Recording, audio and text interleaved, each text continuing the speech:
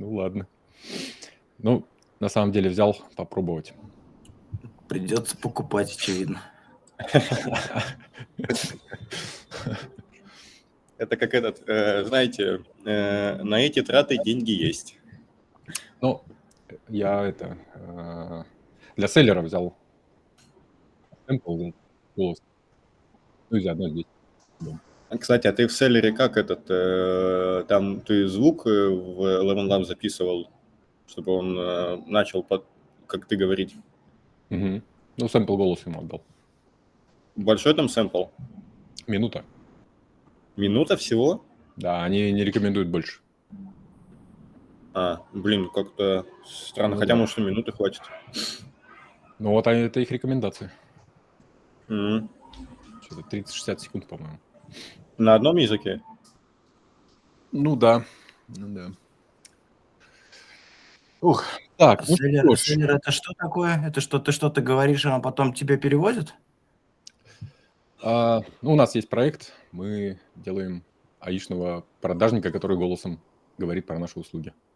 Ты можешь зайти на seller.forrichpartners.com и узнать подробнее и поговорить. Только много не наговариваем, мы за это платим.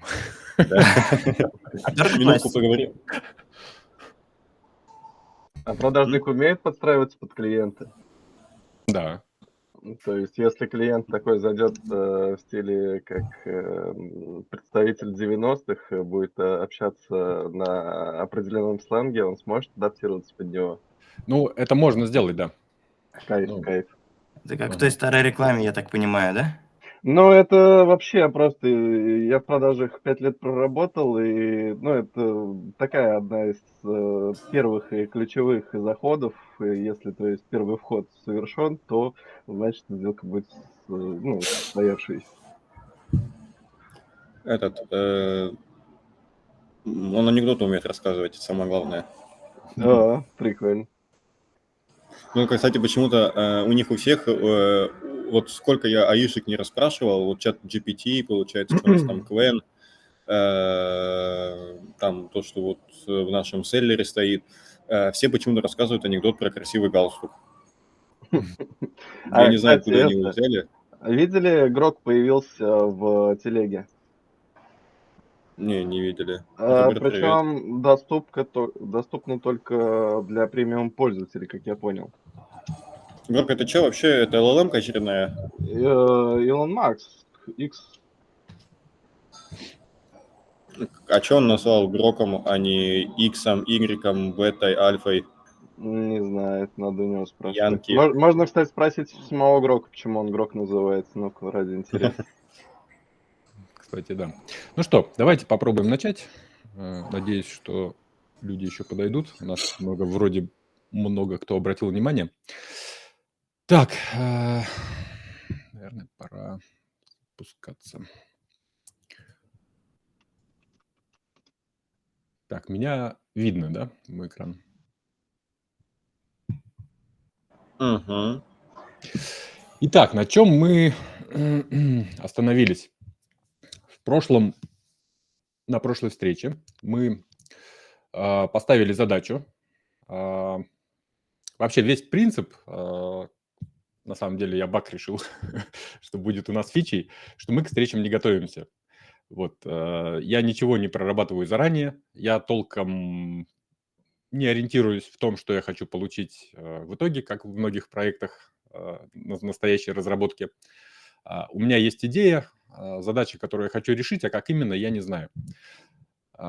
И мы пытаемся вместе на этих встречах достичь результата для того, чтобы получить какое-то работоспособное решение, преимущественно с аишными инструментами, руками код не пишем. Задача звучит так, что нам нужно восполнить пробелы в системе автоматизации учета трудозатрат с помощью наших костылей. Концепция описана в статье на VC. Здесь мы введем затраты некоторой команды разработки. Вот у нас есть пример. В команде есть 2 человека. У каждого есть таймшит, который он заполняет.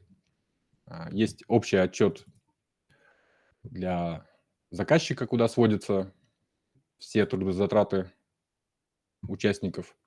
Считается, сколько всего стоят эти работы. И есть внутренний таймшит, где мы видим, кому из специалистов какие выплаты причитаются. Вот. И сложности работы с такими таймшитами – это, во-первых, их создание. Ну, то есть, когда стартуем проект, то приходится ручками создавать эти файлы, пусть из шаблонов, но все равно это довольно трудоемко, перелинковывать их.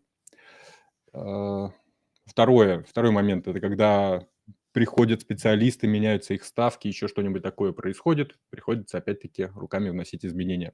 И третье – это, наверное, самое больное – это закрытие периодов оплаты. Когда у нас настает время очередной оплаты, мы должны создать период оплаты и пойти руками прописать этот период в таймшитах, потом сделать отчет в одной калькуляции и отчет в другой калькуляции. Это, во-первых, монотонная работа, не очень интересная. А во-вторых, поскольку это делается руками, то есть место для ошибок. Поэтому приходится действовать внимательно, перепроверять. А внимательно делать монотонную работу – это такое еще удовольствие, особенно когда таких таймшитов много. Вот. В прошлом эпизоде мы сформулировали задание для АИшки, что мы хотим сделать. Сделали это с помощью ChatGPT, перенесли в документ в курсоре и приступили к разработке. Остановились мы на том, что мы сгенерировали код бэкэнда в виде такого скелета, пока что без бизнес-логики. Запустили его, убедились, что ходят запросы, и теперь нам нужно двигаться дальше, пытаться понять, что же мы все-таки хотим сделать, обращать внимание на бизнес-логику. Вот. Начать бы я хотел немножко не с этого. Я вынес свои наработки с правилами для работы с курсором в отдельный репозиторий, ссылку на него скинул. Здесь я потратил некоторое время на то, чтобы проработать правила для курсора, для разработки правил для курсора. Вот. Мне кажется, получилось что-то вменяемое. И первый шаг, давайте попробуем, как их можно применить для того, чтобы переработать правила разработки на Python. Так, что-то у меня много окон. Вроде бы все нужны. Это наш репозиторий проекта, а это репозиторий с правилами курсора. Значит, что у нас тут есть? Да, и еще по организационной части. Если кто-то хочет вмешаться, пожалуйста, вмешивайтесь. Очень хотелось бы, чтобы у нас было больше вовлеченности здесь. Я пока не знаю, как это точно сделать. Мы так в экспериментальном режиме продолжаем двигаться. Если кто-то, например, хочет перехватить управление на себя, я буду только рад, потому что довольно сложно оказалось одновременно что-то делать и говорить. И да, если кто-то, допустим, перехватит, то вполне можно действовать руками, вашими руками, а мы будем подсказывать. И мне будет проще, и вовлеченность выше. Я, кстати, предлагаю, тут у нас появились новые участники, может быть, как и на прошлой встрече, пусть они расскажут о том, какое вообще у них было бы взаимодействие с АИ, и там уже поймем, так сказать, нашу сегодняшнюю подготовленность всех кто что знает об АИ.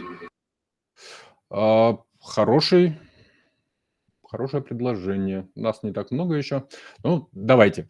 Хорошо, вот Игорь поднял руку. Тогда, может, Игорь, ты расскажешь, а потом перейдем к представлению. Да, рассказать, да, расскажу. У меня первый вопрос, который в голове только вот держится, то есть смотри. Я как понял, задача состоит в том, чтобы автоматизировать данную рутину и адаптировать ее к любому проекту. Касаемо именно таймшифтов, заполнения, просто я конкретно как участник, который уже имел опыт во всех этих действиях, то есть я понимаю, как работает данный бизнес-процесс. И То есть вообще, что представляется в виде реализации? Да, вот, то есть какая цель Приложение. приложения? Веб-приложение, то есть у нас есть бэк, есть фронт, где мы интегрируемся с Google Шитами. У веб-приложения нет какой-то собственной базы, ну, как мне сейчас видится, да, а мы полностью опираемся на данные, которые лежат в таймшитах. Google. Есть понимание, какой функционал вообще, вот, ну, то есть морда, да, там должна быть у этого приложения, то есть, ну, то есть Пока нет. нету? Есть задача. Хорошо, я просто из своих наработок, просто мне вот что видится, да, Мгм. то есть это определенный портал, который Мгм. напоминает, как сервер отчетов, грубо говоря, у Да. любой, ну, крупной компании. То есть у тебя доступ как у обычного пользователя, то есть здесь мы разграничаем права таких, как, Мгм. получается, участники проекта, Мгм. лид, у которого супер доступ, и также ограниченный доступ для заказчика, где у него есть доступ на определенную форму, который ему уже вводит основные данные, исходя из тех, которые заносят участники, преобразуя. То есть, ну, тут, по сути, скулевая история вся. То есть это все отчеты на скуле. Так-то. Ну, да, только у нас в данном случае не SQL, а хочется, чтобы у нас все-таки это все работало на Google Шитах. Ну вот, да, то есть это Мгм. получается, можно как раз уже с помощью AI узнавать, как это все преобразовать. Ну, просто, по крайней мере, видение вот это вот, которое я озвучил, оно прям как живой такой, по сути. Я просто других примеров особо не видел. Так-то да, можно доработать, там под свои додумать. А так Да, вот. похоже. Ну, то Но есть, если у специалиста, у конкретного будет потом свой портальчик со страничкой, где перечислены его таймшиты по проектам и с его условиями, вообще было бы круто, да? Или заказчик, у которого перечислены тоже также таймшиты, отчеты, да, по проектам. И у него, опять же, доступ только, по сути, на его проект. У него на Да-да-да. другие Было бы проекты круто. доступа нету. То есть это вот Мгм. проработать доступную модель и как бы вот эти вот параметры, куда Мгм. входные и выходные данные. Так-то задачка прикольная. Ну, Ну, она не совсем стандартная, да, Влад? да, но это как бы, знаете, такая задача, она классическая в разработке. То есть нам вот что-то пришло, и вот мы сейчас особо как бы сложного чего-то в ней нету, но мы ее пытаемся решить немного другим подходом. Если бы мы бы сейчас бы брали бы эту задачу как обычные разработчики, мы бы сейчас бы там составили бы требования, распределили бы задачи, кто что будет делать, и пошли бы делать. А у нас здесь все-таки задача была взята, так, знаете, как одна из, ну, во-первых, одна из тех, которая нам болит на душе, была другая идея, это сделать, собственно, U-Track, но там гораздо больше было бы работы. А Ну да. здесь все-таки надо было показать вообще, что можно сделать с помощью АИ. То есть вот, в принципе, рабочая задача, не выдуманная откуда там с воздуха, нужная бизнесу нашему. И вот мы пытаемся ее реализовать нестандартным для нас, да, я думаю, для всех способом. Пока нестандартным. Но Надеюсь, да, пока нестандартный будет способ. да-да-да, но ситуация, мне кажется, меняется. Хорошо, ну давайте тогда перейдем к представлению. Я предлагаю задать формат так, чтобы много времени не терять. Я Алексей, большее время посвящаю управлению разработки, но все еще идентифицирую себя как разработчик. Аишными инструментами пользуюсь интенсивно, потому что считаю, что все, кто сегодня не вооружатся, завтра безнадежно устареют.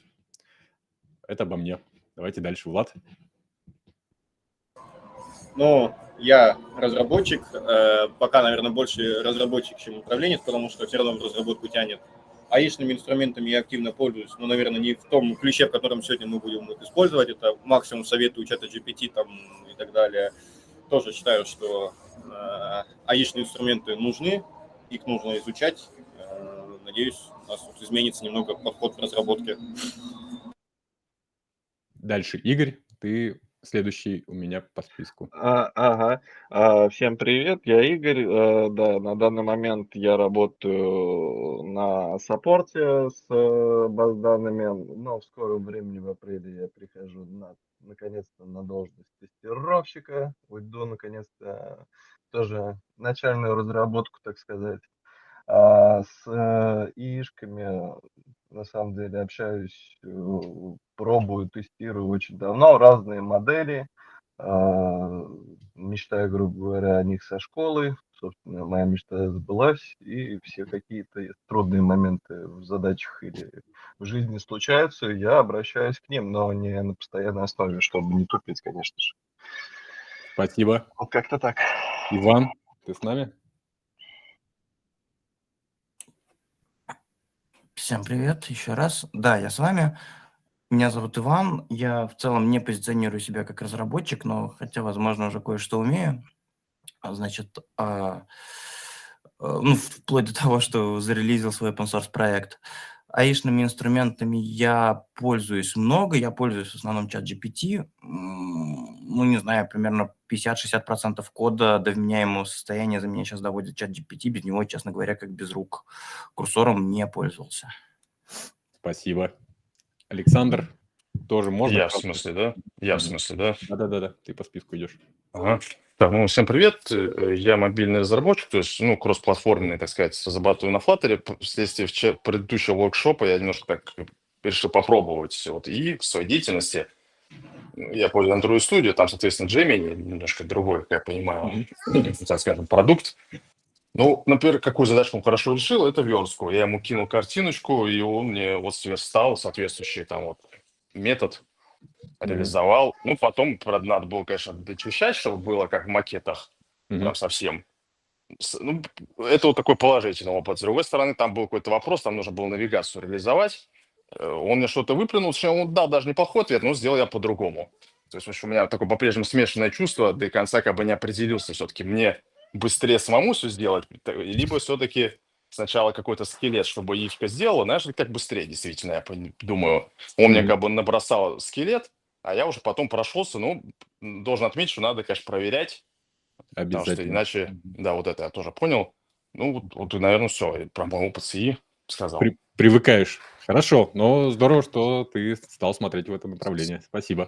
Да, взаимно. Роберт? Да, доброе утро всем. Да, ладно, нет, я вроде могу камеру даже включить. Сел с кровати. Так, я бизнес-аналитик и бетонный разработчик.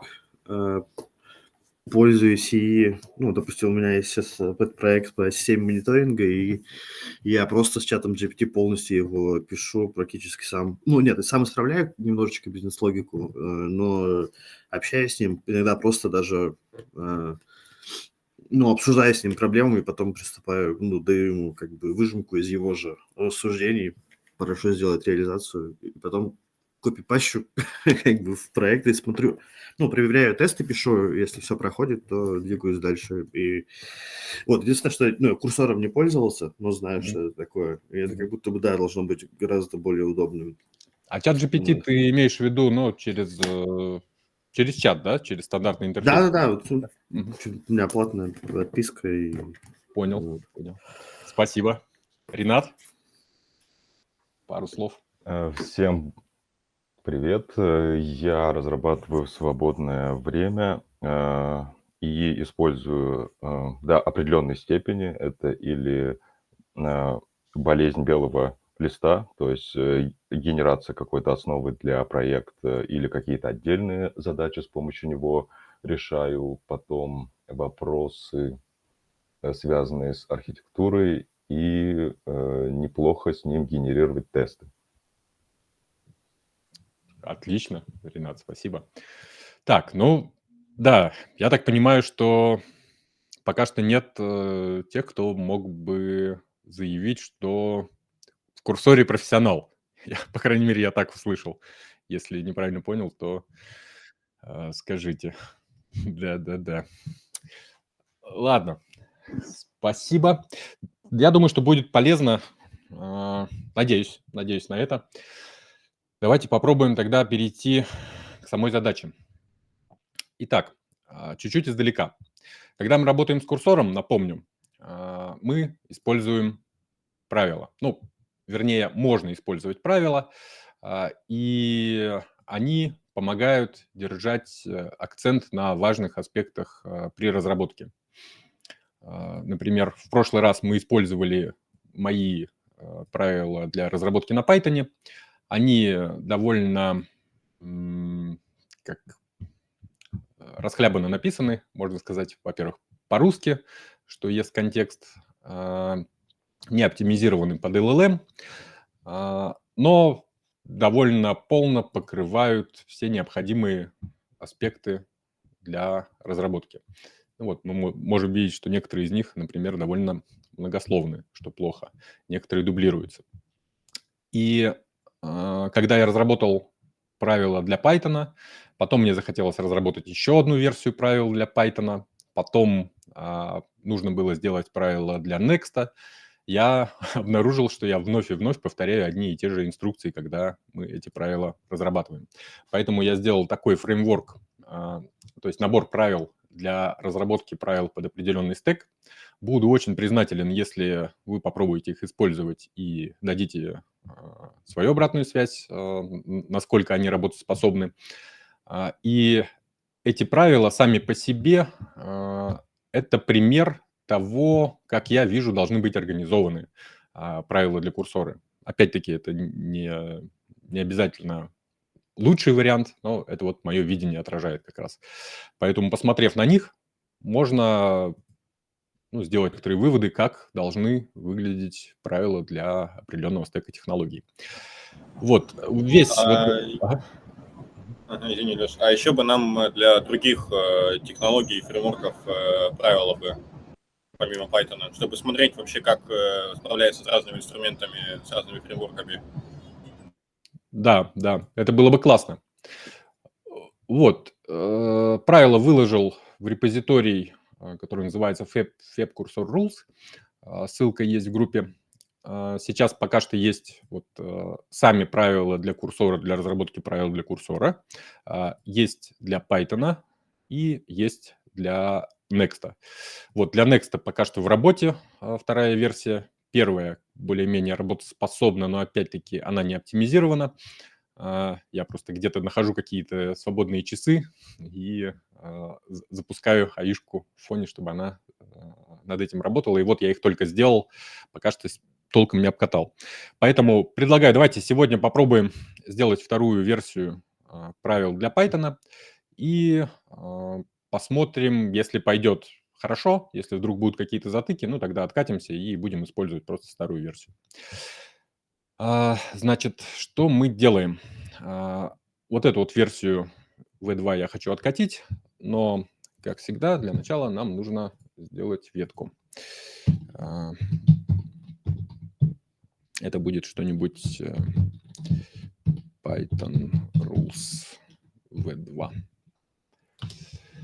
Здесь мы почистим просто директорию от того, что мне не понравилось, и попробуем применить вот эти вновь сделанные правила для разработки новых правил разработки на Python. Блин, какие предложения. Это он так удаляет, долго. Прикольно. Так, давайте начинать. Мы попросим его проанализировать то, что у нас лежит уже, те правила для Python.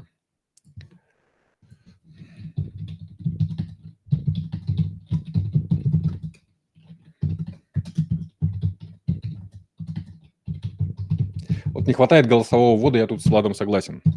К сожалению, он сегодня не пришел. Его советы были в прошлый раз такими довольно значимыми, уместными, поэтому если хочется каких-то практических рекомендаций, очень рекомендую пересмотреть предыдущий эпизод. Там мы говорили про важные аспекты, как работать с АИшкой. Сегодня, может быть, будем их повторять. Итак, мы хотим, чтобы наш курсор проанализировал те правила, которые лежат здесь. Вот они сейчас на русском языке не очень организованные. Выяви предпочтения по всем описанным аспектам разработки. Это чтобы он не задавал лишние вопросы, потому что многие аспекты уже описаны, и не хочется снова его инструктировать с нуля. Они есть в правилах. Так, запиши файл, допустим, в папку docs.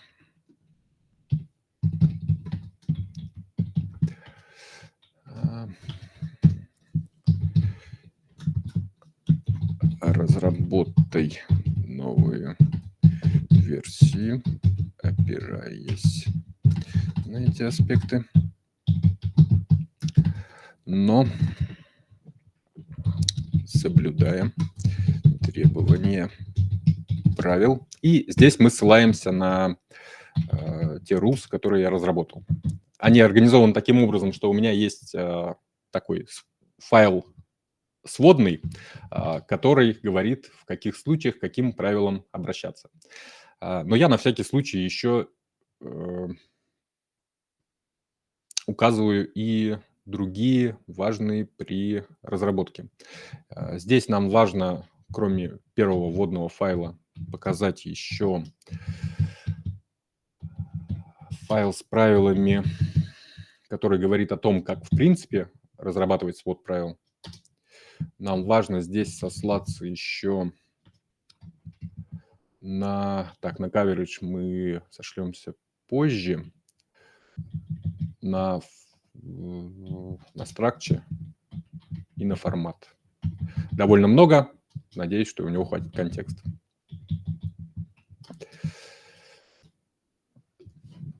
Потом мы попросим его сравнить выявленные требования с теми аспектами, которые перечислены здесь.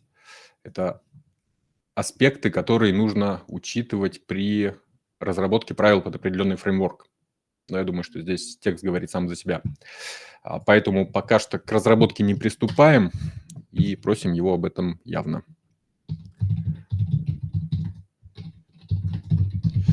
Опечатки не так важны. Так, напомню, да, что мы работаем в агент-режиме. Здесь их 3. Агент наиболее современный, продвинутый, который творит магию. Лучшая пока что сетка, моделька, на мой взгляд, это Claude 3 Sonnet. У него есть режим Thinking, он более продвинутый, но, по-моему, он жрет больше токенов, а 3.7 Sonnet меня вполне устраивает, вот поэтому работаем с ним. Причем, на мой взгляд, 3.7 от 3.5 отличается очень ощутимо. И настолько же ощутимо Sonnet 3.5 отличается от моделей OpenAI, на мой взгляд. Ну, то есть идут модели OpenAI, вроде 4O, потом идет на голову выше Sonnet 3.5, именно для задач разработки, а потом еще на голову выше идет Sonnet 3.7. Вот моя такая оценка. Ну что, попробуем запустить, посмотреть, что он с этим сделает.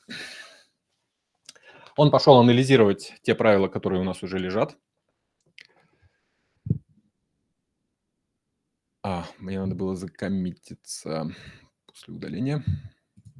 Так, тут я напишу.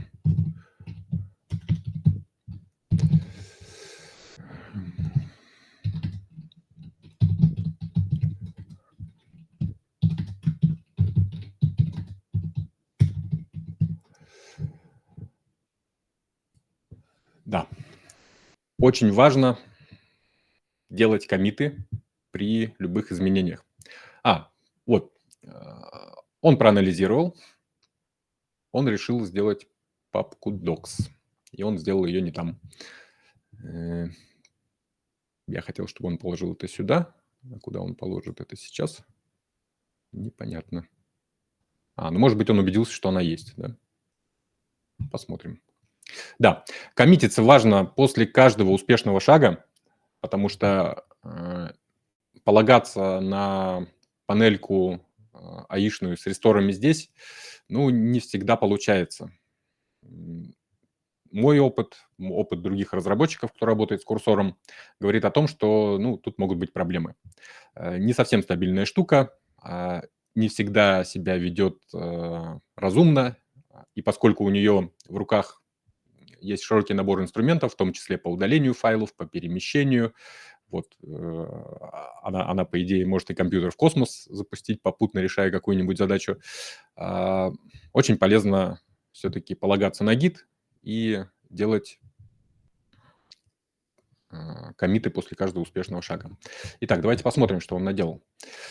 Он проанализировал наш свод правил, убедился, что существует папка docs. Да, он правильно ее определил. Дальше он составил нам результат анализа. Правильное описание. Верно. Верно. Верно. Так, сейчас я сделаю так, чтобы...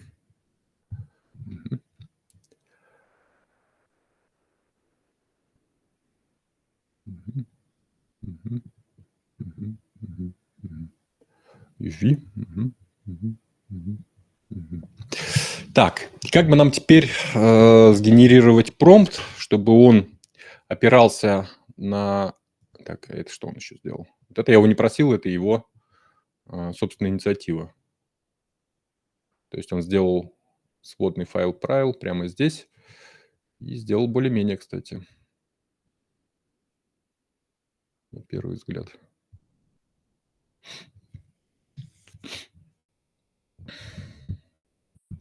Ну ладно.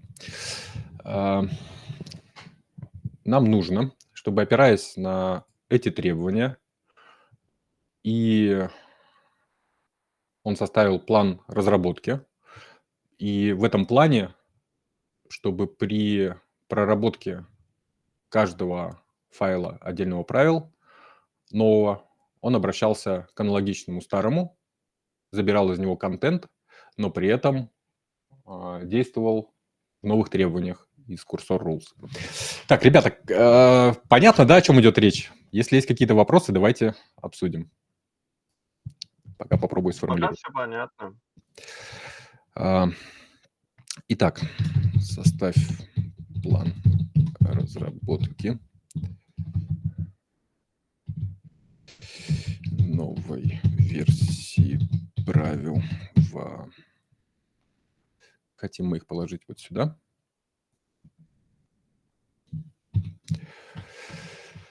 План пошаговый на каждом шаге. Бери по одному аспекту из... Здесь сошлемся на вновь созданный файл.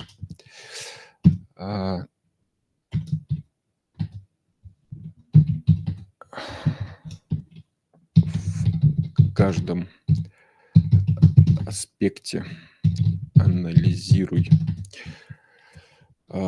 соответствующий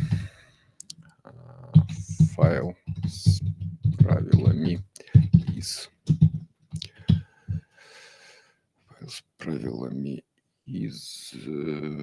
получается, мы хотим сослаться на нашу директорию. Отсюда получается.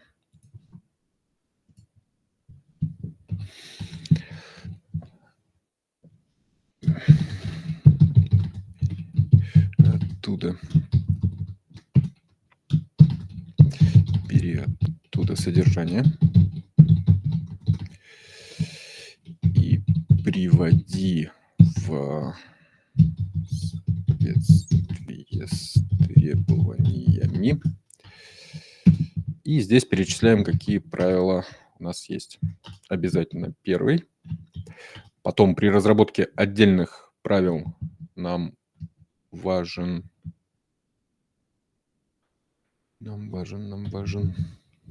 вот этот файлик, который secondary, это 6-й. Я потому что не rules выбрал, в этом проблема.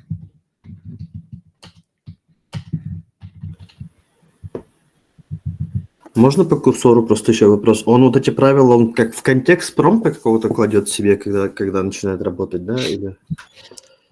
Сейчас расскажу. Сейчас запустим. И... Да-да. Так, нам важно пройтись по первому по структуре. Да, и давайте сейчас сошлемся как раз на coverage. Проверь, что покрыты все аспекты из coverage и задай вопросы по отсутствующим аспектам. Так, что мы еще здесь упустили?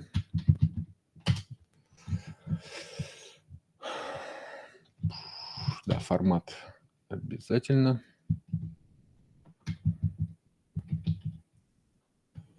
И структуру тоже стоит взять. Боюсь, что будет много. Ну ладно. Давайте попробуем. К разработке не приступай.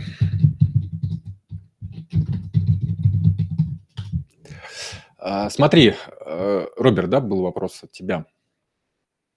Как это работает?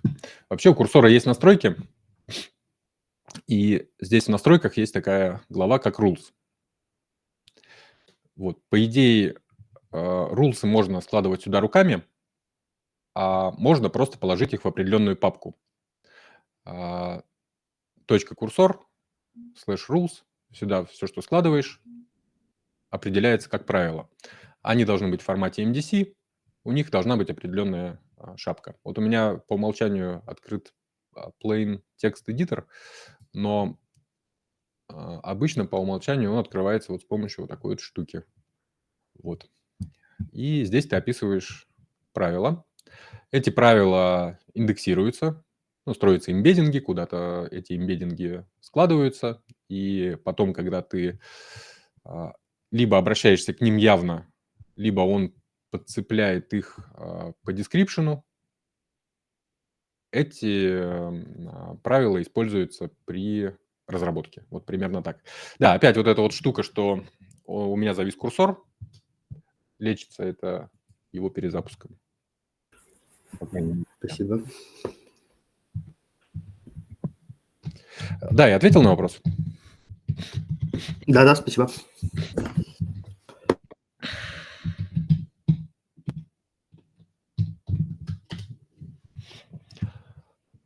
Да, вот так бывает. Причем довольно часто. Несмотря на подписки. Ну, хорошо, что курсор сохраняет контекст, поэтому просто выключить, включить помогает, потому что достаточно потом взять и просто перезапустить команду. Так, давайте посмотрим, что мы хотим из этого сохранить. Вот драфт я не хочу. А вот Python Development Plan можно. Используем магическую кнопку, которая генерирует комментарий к коммиту. Отправляем в репозиторий. Так, парень начал думать. Так. Да, нам нужен гайд на основе, на основе файла, который я удалил. Ага. Ладно, извини, придется заново придумать. Проверить соответствие структуры требованиям. Угу. Провалидировать YAML форматор. Да. Существующий. Так, стиль кода. Английский. Правильно. Структурировать. Правильно. Примеры. Да. Все хорошо. Documentation. Английский. Структурировать. Примеры. Архитектура. То же самое. Ну, вот это мне не нравится. Не хочу я Solid и вот это вот все. Скажем, 3.4. Не нужно усложнять архитектуру, потому что он может такое нагородить, что будет очень сложно разбирать.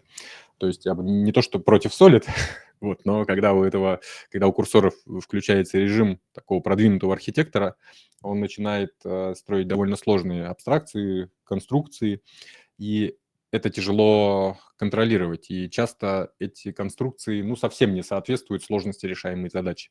Поэтому мне постоянно его приходится сдерживать и просить писать проще. Настолько проще, насколько возможно.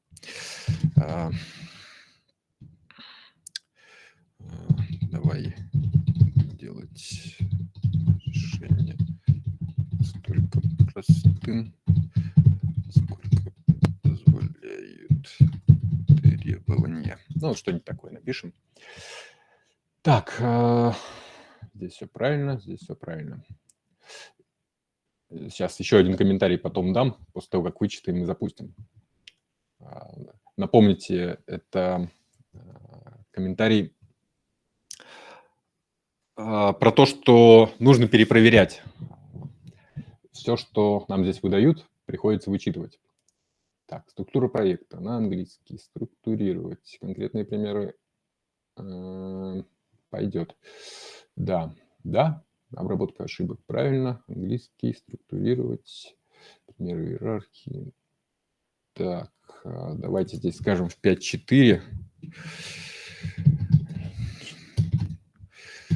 Не нужно строить сложные иерархии. Он тоже это любит. То есть построить такой механизм обработки ошибок, как будто это наша основная задача. Так что потом поддерживать механизм обработки ошибок сложнее, чем сами ошибки. Так, здесь все правильно. Если его попросить следовать KISS.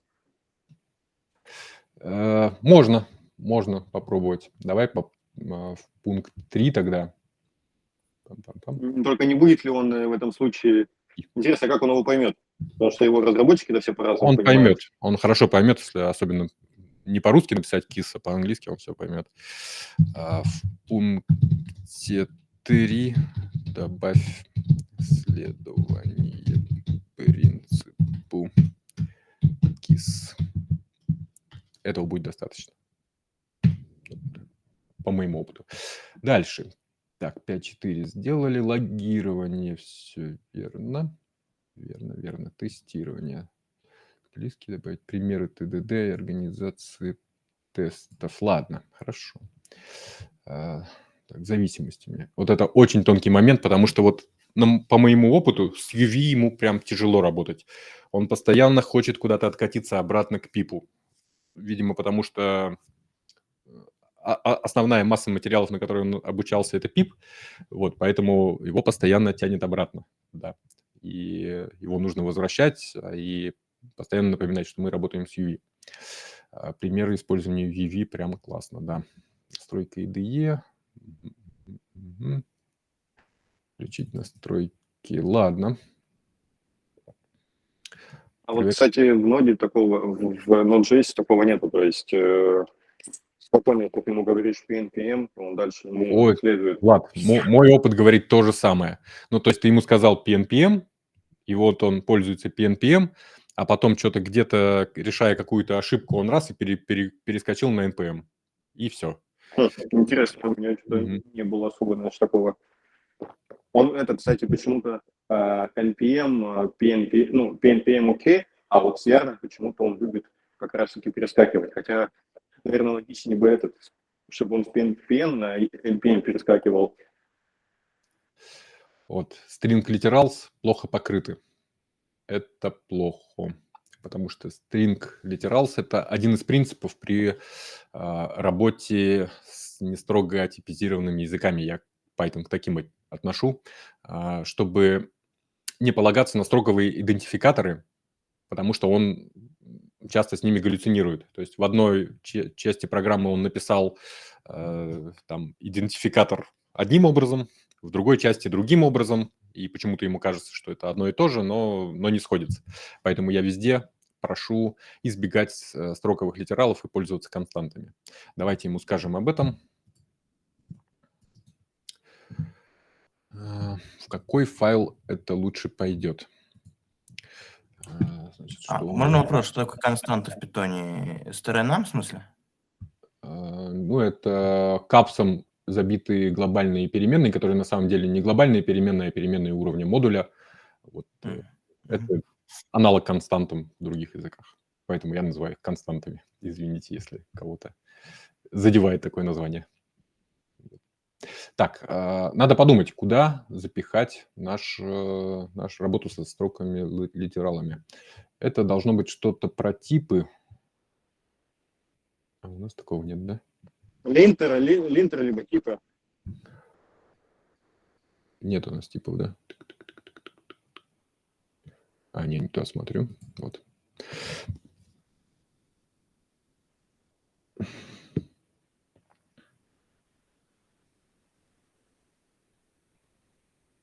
Да, не вижу.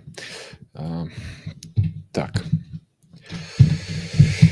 Давай добавим файл правил и там пишем строгое избегание строковых литералов. Работа только с определенными типами. Как это правильно сказать-то? Только с типизированным Python. Использование именованных кортежей нам и избегание, как это сказать, любых не строго типизированных. Тут я допускаю, что сейчас по-русски неправильно пишу, но ладно, не строго типизированных конструкций. Так. Это мы были на string literals. Видите, да, он нам помогает проанализировать, что покрыто, что нет. Вот сейчас мы увидели, что string literals не покрыто, а это важно. И константы, да. Так. В пользу констант. Конфигурация не покрыта. Давай скажем, да. Сделай файл правил для работы с конфигурацией. Логинг есть, developer experience есть. Хорошо. Type system. Вот, это мы ответили. Configuration.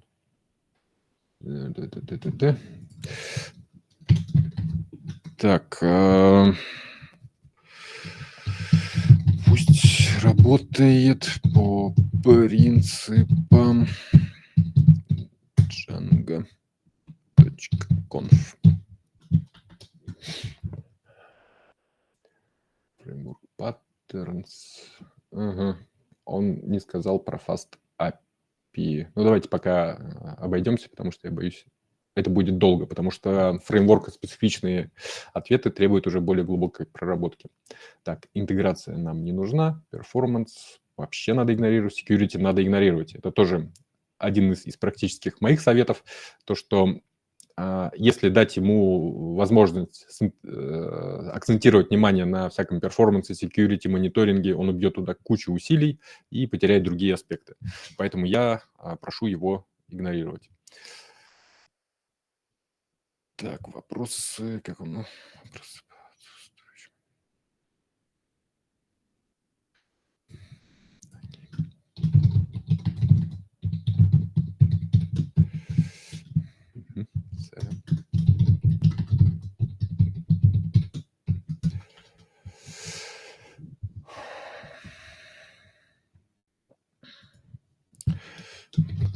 Производительность, безопасность, мониторинг игнорируем, сосредотачиваемся на читаемости, удерживаемости кода. Вот это, возможно, лишнее замечание, но с этим я еще не разобрался. Так. Внеси план. Не забывай требования. Еще раз напоминаю, не знаю, надо ли это. К разработке. Нет, давай даже не так. Не всегда понимают эту формулировку про разработку. Не вноси изменения. Не хватает голосового ввода, да. Так, про что хотел сказать. Вот мы сейчас сидели и вычитывали то, что он здесь написал, и это делать важно. Потому что если ты не вычитываешь, то, как я рассказывал в виде анекдота, часто возникает такая ситуация. Ты ему говоришь, разработай план готовки яичницы. И он говорит, хорошо, чтобы приготовить яичницу, нам нужно включить плиту, поставить на нее сковородку, разбить яйца, разбить окно, содержимое яиц бросить на сковородку и довести до готовности. Вот. И если не посмотреть внимательно, то вот это разбить окно вообще легко пройдет. Ты ему говоришь, слушай, окно зачем разбивать? Он такой, да, вы совершенно правы, окно разбивать не нужно. Я удаляю это из плана. Ну, вот легко проходит. И я заметил еще такой есть психологический аспект. Вот ты когда работаешь с человеком, какой бы он тугой не был, но все равно с какого-нибудь там 10-го, 50-го раза до него дойдет, да, что все-таки надо действовать всегда так. А до курсора не дойдет никогда. Ну, то есть он может легко забыть какое-то одно из базовых требований. По мере разработки у него контекст, видимо, истекает, и постоянно нужно обращать внимание и не обижаться на него за то, что вот он такой забывчивый. И контролировать нужно таким образом каждый шаг. То есть он все равно будет забывать про любые, даже самые важные аспекты. Владислав, кстати, говорил, что помогает еще матерки на него. Что сделать? Ну, он поругаться? говорит, матерки на него помогают. То есть он начинает как будто лучше понимать.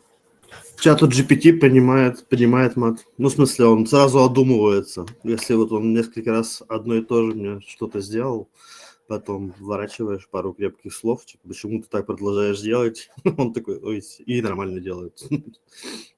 О, видишь, Влад, вот он про КИС понял.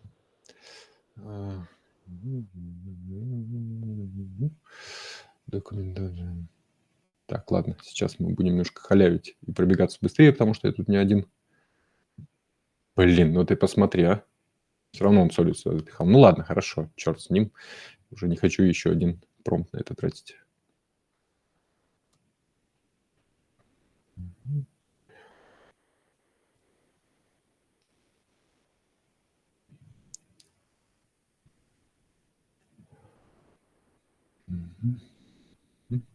О, Python string. Блин, название мне не нравится.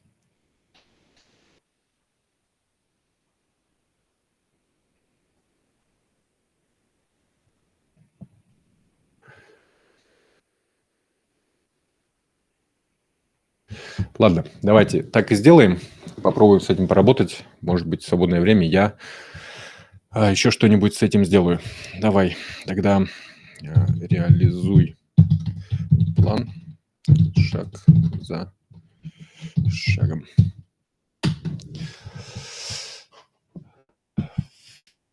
Итак, курсор начинает работать. Он убедился, что папка создана. Файл он должен... Нет, не сюда. Файл он должен размещать сейчас у нас вот сюда. Пошел делать основной файл. Это тот самый рубрикатор, навигатор по остальным правилам. И потом должен перейти к secondary. Можно пока посмотреть в настройки курсора снова, для тех, кто не был на прошлой встрече. Значит, что здесь интересного? Вот эти все галочки я когда-то настроил и так и оставил. Даже толком не помню, что это такое. Важный момент – это авторан мод. То есть это создание директорий, коммиты, запуск различных инструментов типа grep, mv и тому подобного. Он может делать все автоматически, и это можно регулировать какие вещи можно делать автоматом, какие нет. Сейчас я все убрал, потому что он вроде бы поумнел и меня больше не пытается сделать чего-то странного. Но это можно регулировать. Вот этот раздел довольно полезный. Что здесь еще? Еще галочки, которые когда-то как-то настроил, они работают. Web Search Tool, да, прикольная штука. Иногда можно, не выходя куда-нибудь в чат GPT, прямо здесь использовать такую штуку, как веб, и сказать, поисследуй такую-то информацию. Он пойдет, поищет и учтет это при выполнении задачи. Resync Index – это штука, когда вот он, кажется, я иногда включаю, просто очень плохо понимаю, как это работает, полностью черный ящик. Это индексация, насколько я понимаю, файлов исходников, документации и прочего. И когда появляются подозрения о том, что он работает с какими-то закэшированными странными версиями, то эту кнопку я иногда нажимаю. Вот. Дальше. Документация. Очень полезная штука. Это возможность добавить по ссылке страницу документации определенного фреймворка. Вы видите здесь довольно много примеров. И потом на эту документацию можно ссылаться, опять-таки, при постановке задач. Мы выбираем в этом случае папку Docs вот, и ссылаемся. Часто помогает, допустим, с какими-то не очень популярными фреймворками. Ну, допустим, с тем же UV мне здорово помогло. То есть, когда мы разрабатывали правила по работе с UV, а поначалу я просто руками его инструктировал, то ссылка на документацию здорово помогает ему использовать правильные команды, правильные примеры. Вот, очень рекомендую. Так, дальше. Здесь опять-таки что-то, что как-то настроил, и оно работает, больше сюда не лез. Модели, как я сказал, я в принципе пользуюсь 3.7 и иногда там по мелочам GPT-шными. Рулсы мы уже прошли. Так, include cursor rules я обычно отжимаю, потому что вообще не использую. MCP вообще очень интересная штука. Кто-нибудь знает что-нибудь про MCP?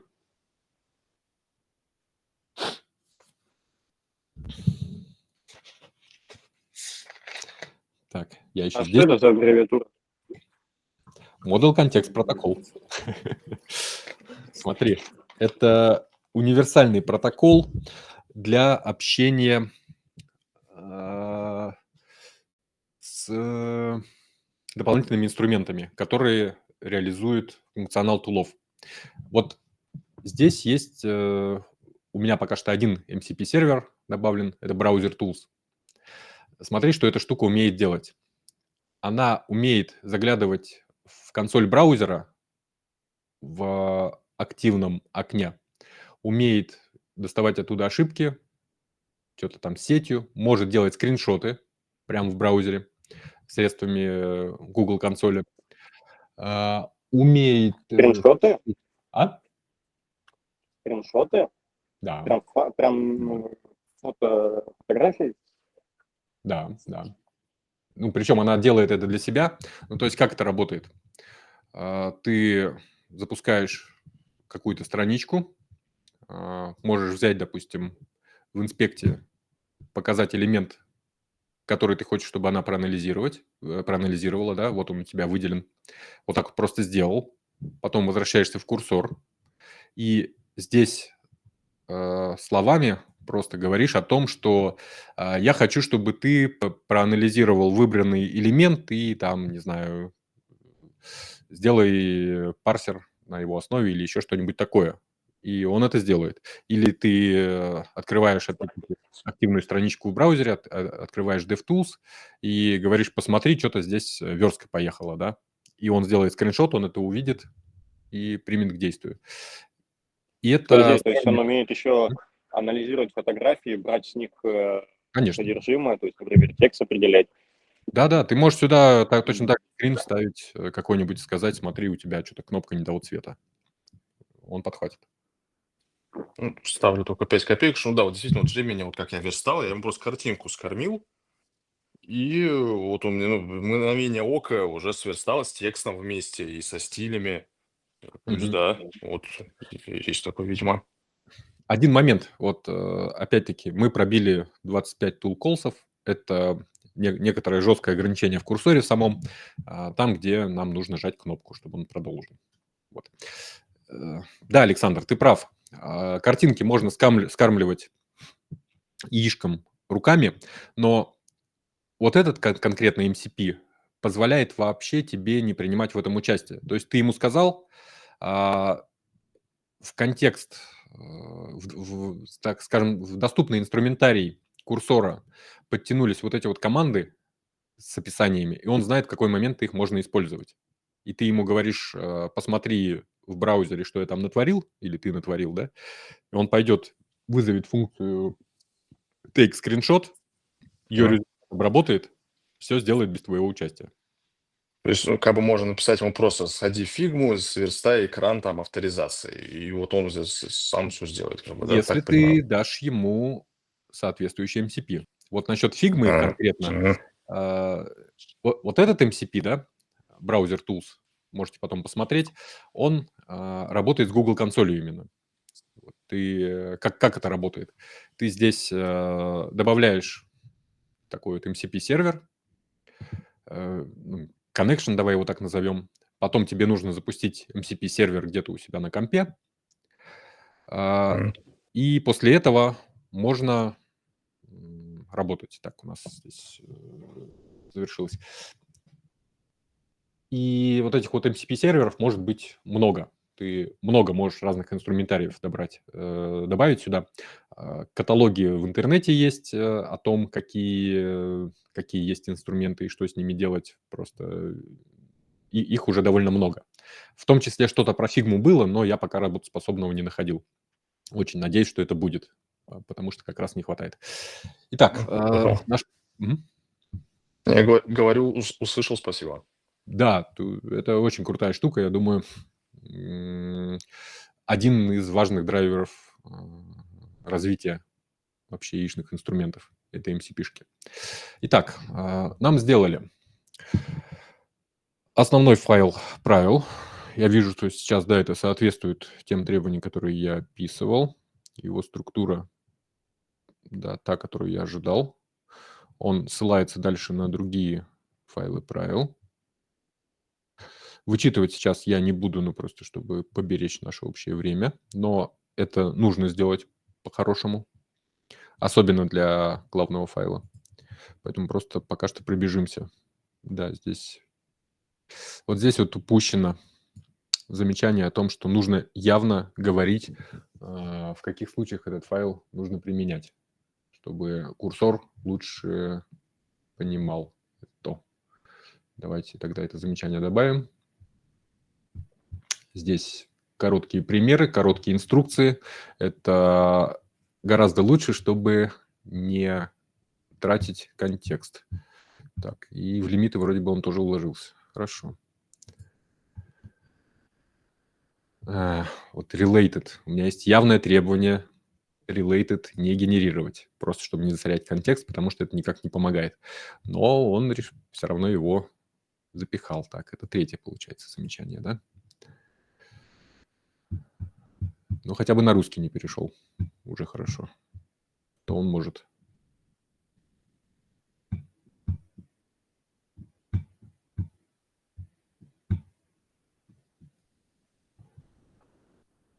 И что-то я не вижу, а где наши строковые литералы?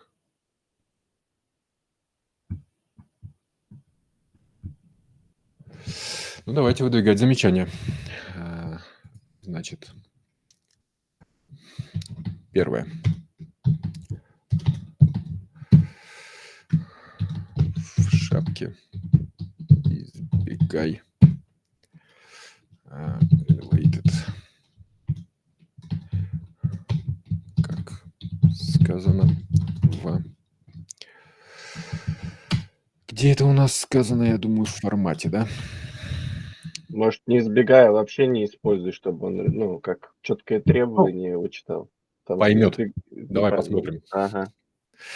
Дальше. Второе. Да, можно, это будет лучше, но как бы вот ради такого замечания я бы не стал перепечатывать просто. Вот я так объясню свои действия. Да, наверное, формулировку можно было бы выбрать и лучше, но вот конкретно в этом случае, я думаю, сработает и так. Ну, там, по моим ощущениям. Дальше. Просто тут как раз, может, суть там, когда вот предыдущие запросы где-то были, какая-то формулировка была неоднозначна, он, может, поэтому и применил этот related. Давай посмотрим. Если ты говоришь просто, что он, ну, ему говорили про это. Давай посмотрим, где я про это говорил. А, кстати, еще такой Вот, вопрос. Вот видишь, да? смотри, Алексей, ты вот Вот, запросы да. вот эти вот все составляешь, а ты их не сохраняешь никуда для себя. Не, Ну, как промпты уже определенные у тебя их очень много. образуют. Ну вот. Их А вот. их настолько много, насколько кода, но вообще, в принципе, можно залезть в историю и посмотреть. Они все сохраняются Конечно, в курсоре. да. Ну, все, понял. Мгм. Вот, видишь, есть явное требование, довольно четко сформулированное. Угу. Do not Он use. он просто не удержал его в своей голове. Вот я это так интерпретирую. И я сослался, видишь. Угу. Угу. Теперь он это увидит. Ну, то есть, если бы у меня не было четко сформулировано, да, надо было бы как-то по-другому говорить. Так, дальше. Что еще хотел? Немножко потерялся. Кто-нибудь помнит? Не туда смотрю. Значит, да, четче нужны инструкции во всех файлах. Нужно в директивной форме говорить, в каких случаях файл применять. Я не помню, где я это говорил.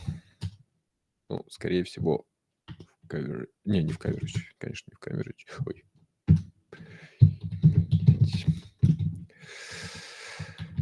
Наверное, я это говорил в Structure. Угу. Так, дальше. Что еще нам не понравилось, кто помнит?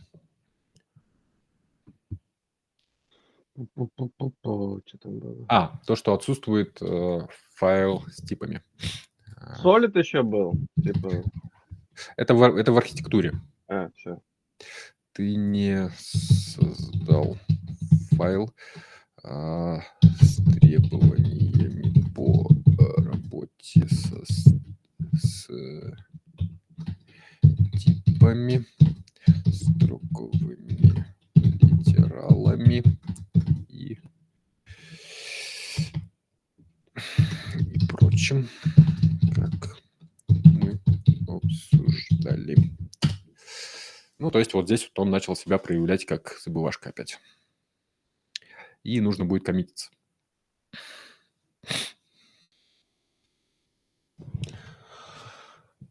Так, если еще пару секунд повисит, значит, он опять у нас ушел со связи и нужен перезапуск. Я думаю, да. К сожалению, вот приходится вот так вот еще подпорками работать. Ну и хочется уже, да, возвращаться в проект и попробовать применить наши правила. Я думаю, как получится, так получится уже.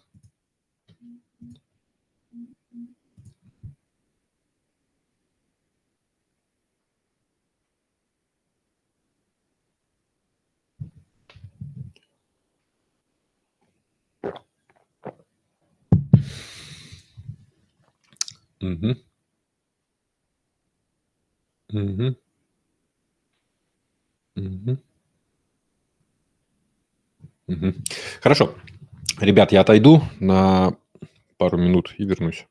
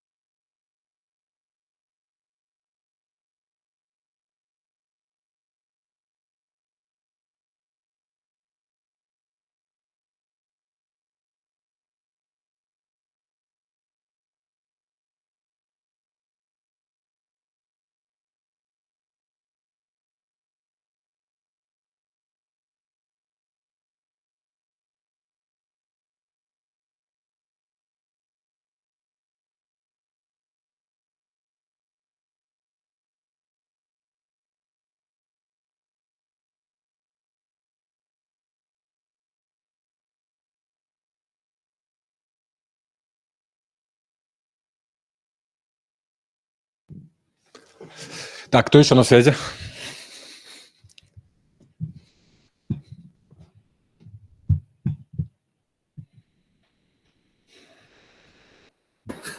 Ну, я точно тут. Все тут. На месте. Да. Хорошо. Можно вопрос про подписки? Это вот прошлая, да, курсоровская подписка? Да. И там у него в прессинге написано, что 500 быстрых. Да. Это что такое вообще быстрое и не быстрое возвращение? Быстрые запросы – это, по идее, когда он работает вот так, нормально. Ага. А медленные запросы – это когда у тебя быстрые кончились, он, по идее, должен работать в каком-то другом режиме. Вот мой опыт говорит о том, что сейчас он работает так же, когда кончаются быстрые запросы. Возможно, они просто не прикрутили эту фичу с ограничениями, а может быть, мне везло, может быть, еще что-то. Но А он предупреждает, когда у тебя закончились быстрые, да? видишь, в панельке. В панельке? И здесь говорит, да. Здесь, по-моему, тоже говорит. Но я на это сильно внимания не обращал, потому что, как я сказал... А быстро выбираются вообще, если... Ну, довольно, да. Довольно оперативно. То есть, если целый день с ним работать, то можно и за день, да, наверное, 500 запросов? Ну, я думаю, что... Нет, наверное, не за день. Может... Сотню можно сжечь за день, да. Ага. Окей, спасибо. Ну, так вот, по моим ощущениям. Но это мой день, я не full-time сижу с курсором, да. Что мне нравится в работе с аишками, что ты можешь заниматься другими задачами, периодически запуская вот такие промпты. Вот он пошел, сделал, а ты потом пришел и посмотрел. Потратил на это какое-то время. Так, смотрим. Он шапки добавил? Нифига. Блин.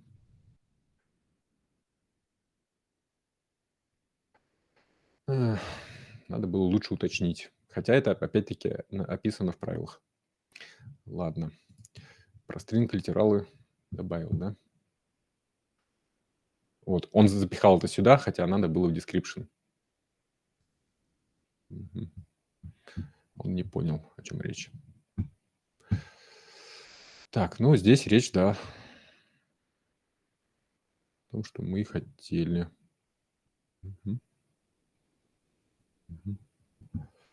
Не слишком ли большой? Умещается, да. Хорошо, давайте считать, что вот с этим можно работать, и пойдем уже что-нибудь попробуем попрограммировать. Так.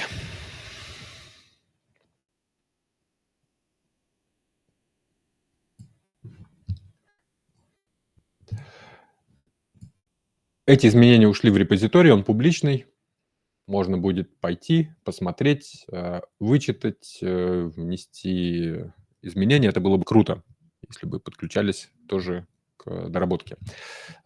Сейчас мы за час сделали новый свод правил, правда, не отвечали на вопросы. При этом первую версию Python правил я, наверное, в совокупности делал несколько дней, если просто выделить все время, которое я уделял пополнению этих правил. То есть вот эта вот штука уже сейчас здорово помогает. Видим, да, что не все аспекты все равно учитываются. Я думаю, что если бы мы вчитались, мы сейчас нашли бы там кучу косяков, но уже все равно гораздо лучше. Так, как мы работаем в проекте с теперь созданными правилами? Вот я возвращаюсь сюда. Здесь у нас лежат правила на русскоязычную первую версию правил. Я это делаю симлинком. То есть я делаю симлинк вот в этой папке на правила, которые лежат в другом репозитории. И сейчас нам этот симлинк нужно перебить. Мы находимся в папке с несколькими репозиториями. Вот у нас feb cursor rules, это где лежат правила, а это вот наш репозиторий с кодом.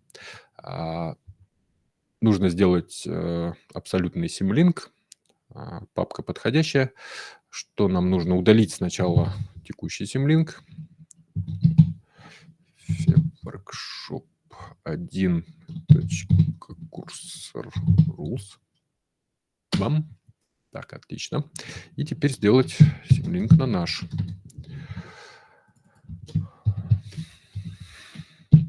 В репозитории с правилами. Нам нужен курсор, нам нужны python'овские правила. Rules. версия 2. Так. И делаем мы ее в репозитории с воркшопом. В папке курсор под названием rules. Тут понятно, да, что мы сделали? С симлинком. Вот, и мы видим, что теперь у нас в проект подтянулись наши новенькие правила.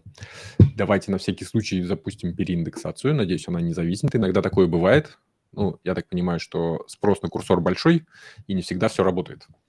Вот он сейчас очень подозрительно быстро переиндексировался. Да, это он... Мне кажется, что он просто забил. Вот, на кнопку Delete я боюсь жать, поэтому попробуем так. Теперь надо вспоминать, на чем мы там остановились. В принципе, мы можем это сделать с тем же самым курсором. Мы можем ему сказать, проанализируй текущий... и давайте, наверное, сделаем еще одну ветку. Я, по-моему, слился в dev. Давайте посмотрим.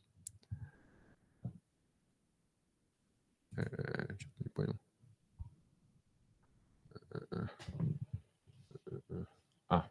Понял.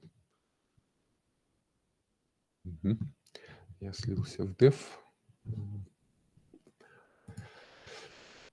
Как тут это делается в панельке? Branch, merge. Да, все хорошо. И сделаем какую-нибудь ветку.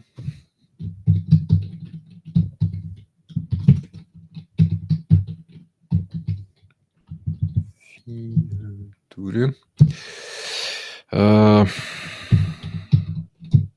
Backend logic. Да? Да. И теперь попросим его проанализировать текущее состояние проекта.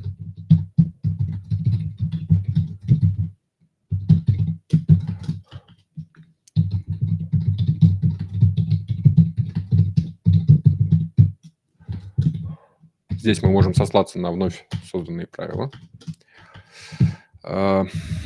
Нумерованные списки вообще рулят, и подход Markdown рулит при работе с любыми LLM-ками, как на вход, так и на выход. Очень рекомендую. Значит, что мы хотим, соответственно, правилам разработки? Прогресс реализации требований к продукту в части backend.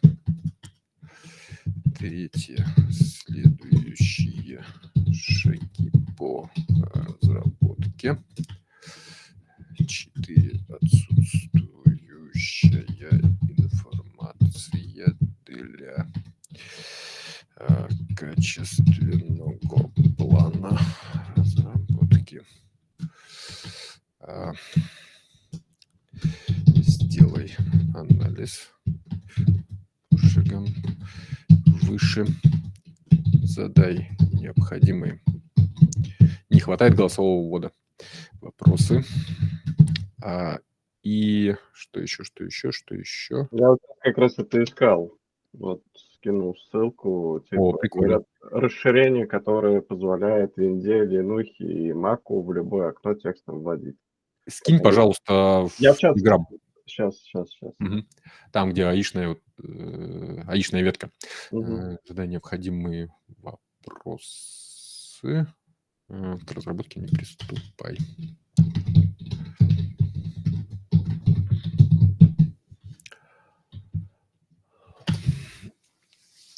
Это так, чтобы с чего-то начать, потому что я толком тоже ничего не помню, на чем мы там остановились. Вот. Как, в принципе, и с человеком. Только ты погружаешься уже не своим мозгом, да, а с помощью LLM, чтобы она тебя подготовила. Наверное, пока он это делает, можно вспомнить, как у нас тут все запускается. Надеюсь, в ритме мы написали. Нет, в ритме мы ничего не написали. Мы молодцы.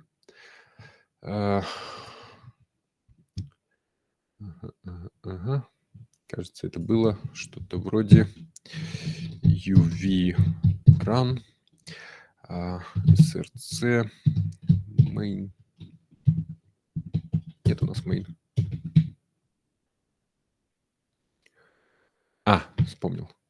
Мы сделали пускач, да, для VS Code. Да, отлично.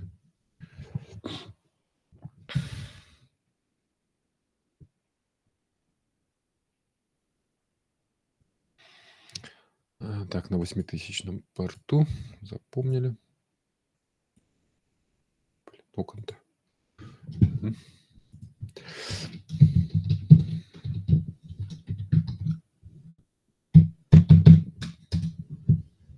Угу.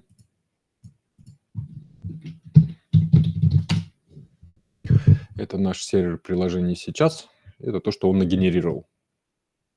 Пустые заглушки, в которые можно тыкаться. Они что-то возвращают, но ничего не делают под капотом. Мы, кстати, да, сделали еще и моки JSON-овые. Так что он нам даже что-то возвращает. Ладно. Так. Значит, что нам говорит? Нет, это я опять не в том проекте.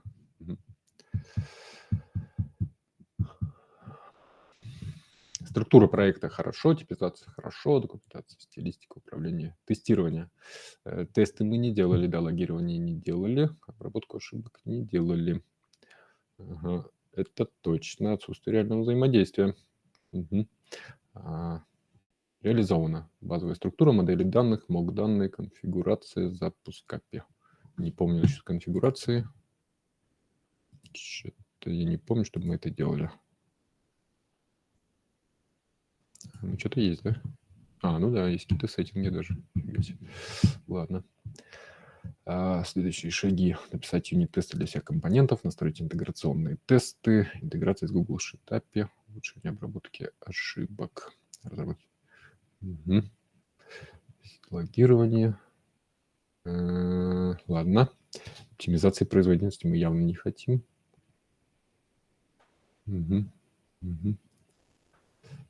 Так, давай сделаем 3, получается 6. Вот только ему дай волю, он пойдет оптимизировать производительность, мониторинги делать и интеграционные тесты, end-to-end тесты. Вот его надо останавливать. Исключи 3. 6 из плана. Так, отсутствующая информация. Подробные пользовательские требования и сценарий использования, точная спецификация API форматов данных. Давайте подумаем, нам сейчас вот нужно работать над сценариями или мы можем пока что что-то сделать? Из плана тесты, интеграция. Нам можно делать пока что без плана. Давайте, может быть, вот это сделаем. Обработку ошибок пока можно забить, логирование сделать. Давай так и скажем. Давай возьмем работу только для начала только тесты, да. Только разработку юнит-тестов.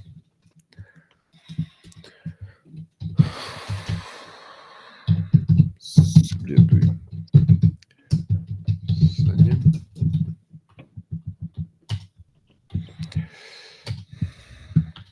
Надеюсь, там все по делу. Так, мы должны использовать PyTest. Да, структура правильная. PyTest.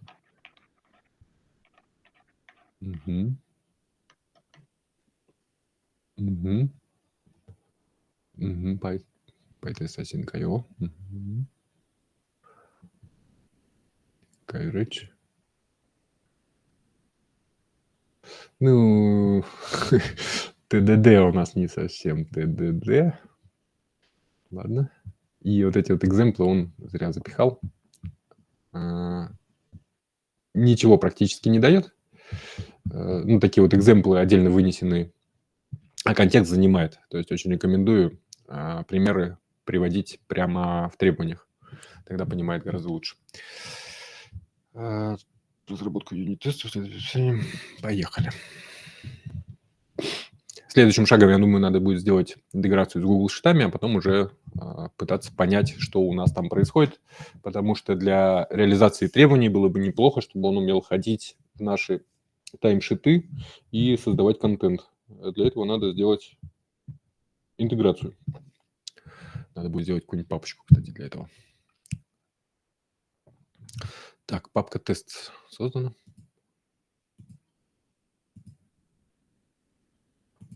Ну да, у нас же здесь через бэкэнд. Мгм.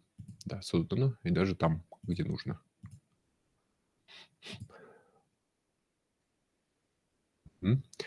Структура тестов соответствует структуре папки с исходниками. В случае разработки с API, с AI, тесты важны. Это еще одна проверка, которая более формальная и позволяет не упустить, что что-то поломалось с предыдущего шага. Поэтому тесты стоит писать, их стоит поддерживать, и их стоит запускать при внесении каждого изменения. И проверять coverage. Ну, чем выше coverage, тем лучше. Особенно по утилитарным всяким функциям. Ну, то есть те, которые выполняют определенные действия. Ну, то есть меньше с UI, меньше с конфигурацией, а вот что-то связанное с расчетами, с выполнением определенной бизнес-логики, это прям очень полезно покрывать. Так.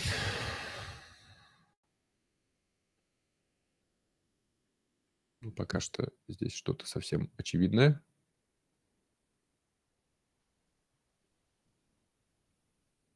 Ну ладно, пусть будет, как заготовка пойдет. Чтобы еще заработало.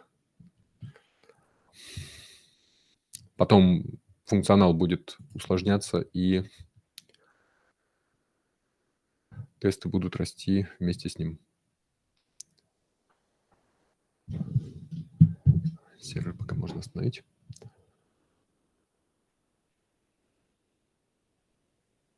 Ага.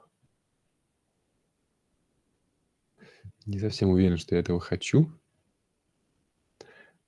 Чтобы у нас вне тестов текстуры подгружались. Мне больше нравится подход, когда все данные для тестирования определяются в самих тестах, чтобы не бегать и не искать, а что мы туда подгрузили.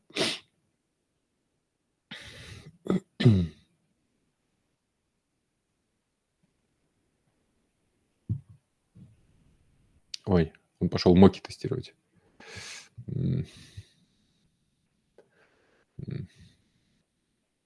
Это мне не нравится. Давайте попробуем остановить, проведем эксперимент, как это сработает, и внесем корректировки.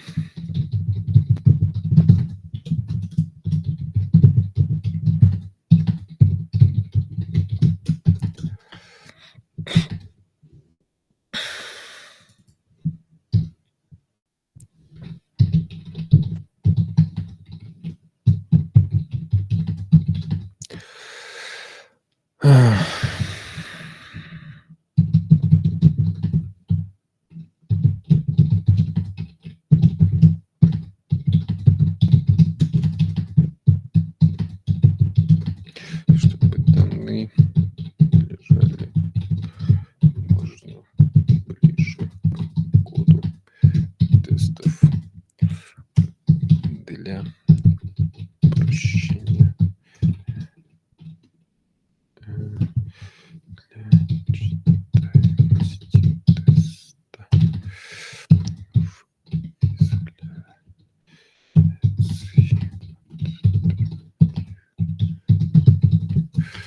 Второе. Я не хочу.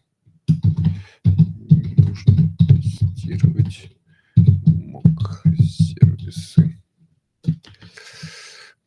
Учти изменения, проанализируй, на чем остановился. Продолжи разработку.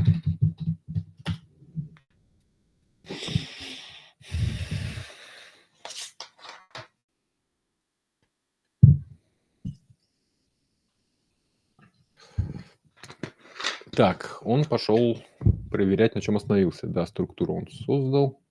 Ага, какие-то тесты сделал. Мог тесты не нужно тестировать, нереализованные тесты для пин-поинтов. Согласен. Ага. Посмотрим. Ну, файлы не убрал. Ну, не всегда понимает. Так, теперь, кстати, он положил данные сюда. Хорошо.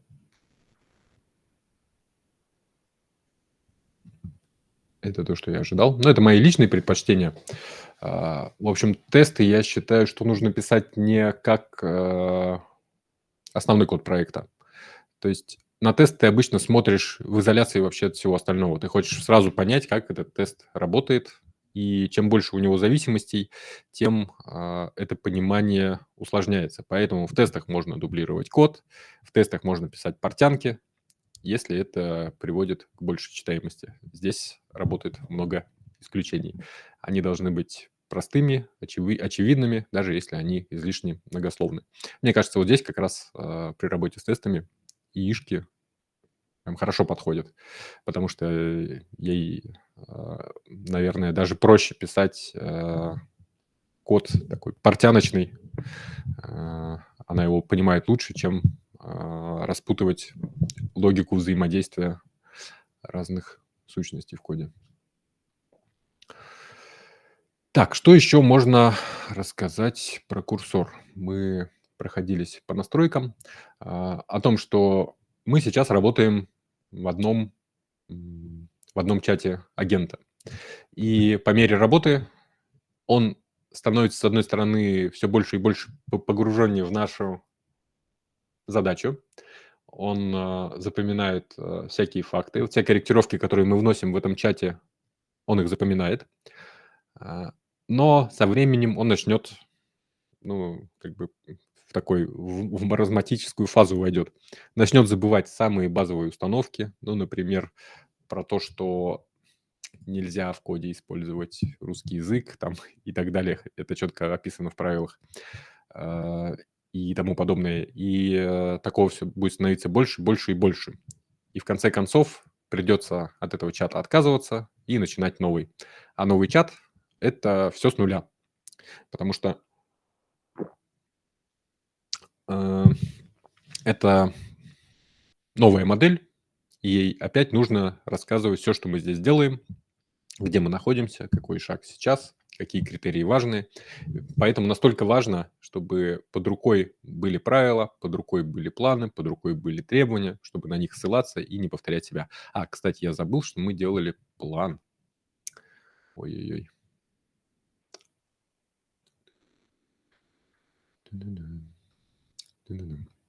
Давай-ка попросим его актуализировать, кстати.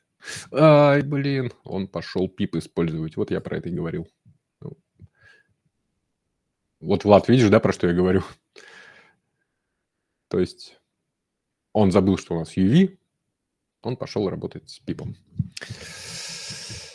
Так, давайте сверимся с тем, что у нас в UV все описано.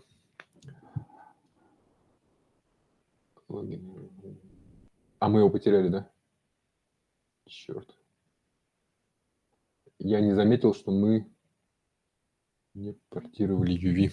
Придется вернуться, потому что без UV жизни нет.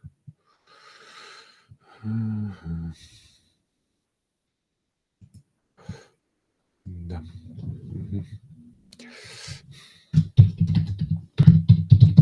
Ты упустил использование UV.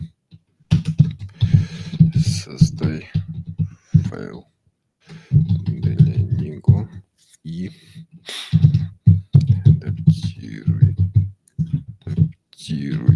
требования из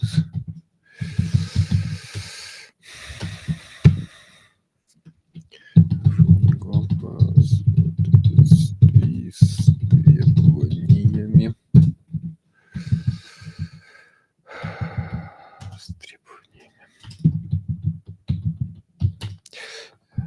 Структура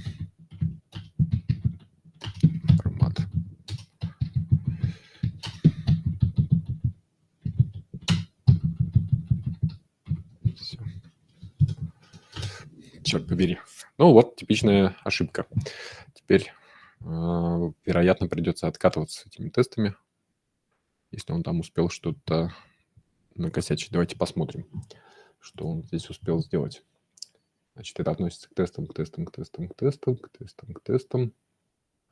Ну, вроде пока что ничего страшного не успел нести. Ну, коммититься рано, потому что тесты мы еще не запускали. Можно на шару попробовать. Он их не видит.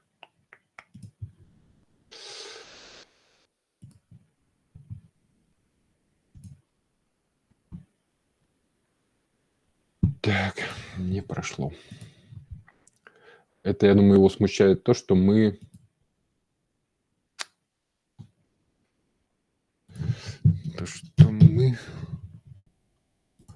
нестандартно поступили и положили код бэкэнда в папку бэкэнд, а не в корень проекта. С этим я еще не сталкивался, поэтому как именно решается, не знаю. У меня всегда код лежал в корне. Видимо, это где-то должно быть в сеттингах. Так, интерпретер. Попробуем здесь добавить.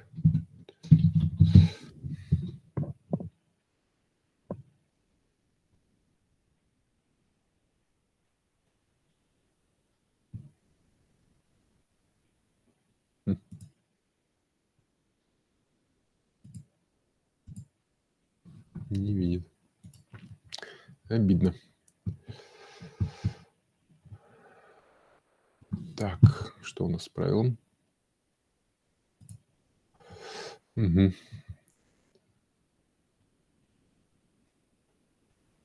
Init, add. Угу. Все хорошо, хорошо, хорошо, хорошо. Хорошо.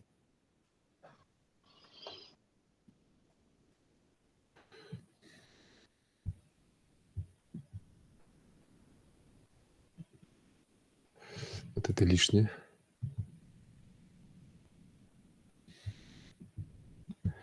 Давайте мы сейчас его таким волевым решением почистим.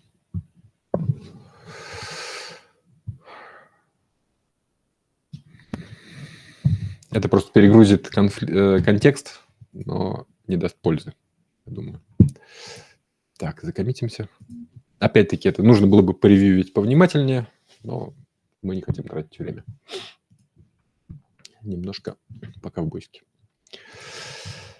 Так, мне непонятно, почему тесты не запускаются, он их не видит, честно говоря. Если у кого-то есть идеи, пожалуйста, помогайте. Можно посмотреть, что там скажет чат GPT по поводу вот этой конфигурации, например. Я пока плохо понимаю. А мы его доинструктируем, что для работы с зависимостями.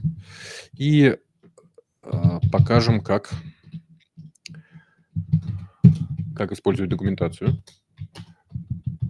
Ты можешь спросить у самого курсора, почему не запускает тесты и что лучше исправить? Он, может, подскажет сам. Да, мы его спросим. Просто это, опять-таки, по опыту, с которым он справляется плохо. Ну, то есть, если ты ему говоришь, как правильно написать вот какой-нибудь launch.json для Python, он за скриптом справляется, а для какого-нибудь Rust он, сломается совсем.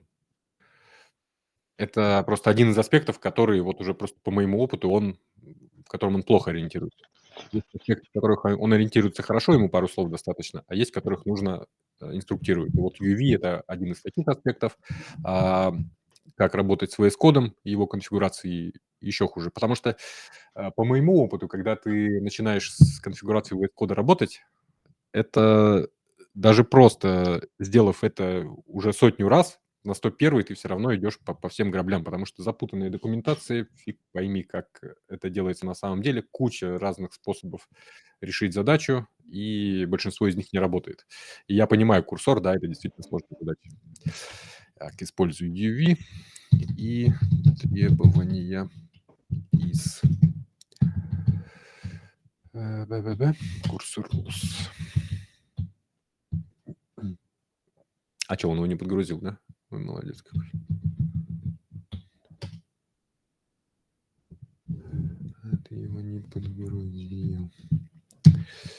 Я думаю, что это вот как раз с индексацией что-то не то.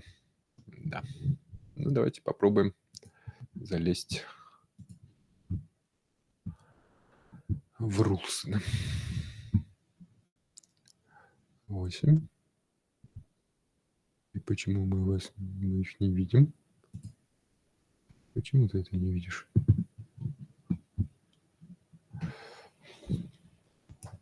Я это выключал, я точно помню.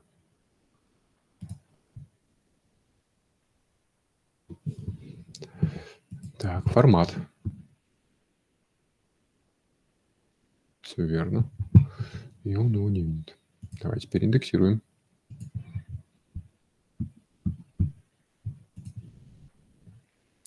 Ладно, пойдем на более жесткие меры.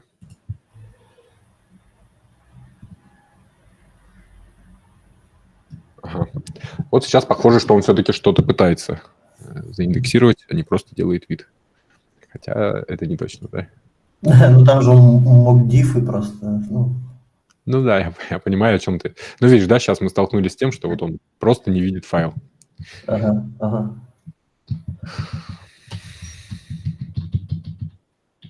Не видит. Черт побери. Честно говоря, с файлами именно, с правилами именно у меня такого не было. Ну, то есть с файлами бывает, да. А вот с правилами, с доками не было. Давайте попробуем перезапустить его еще раз. Не видит. Ладно. Ну, вот так пока это работает, да, в курсоре.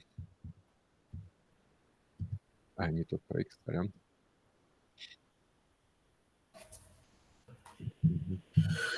Второй.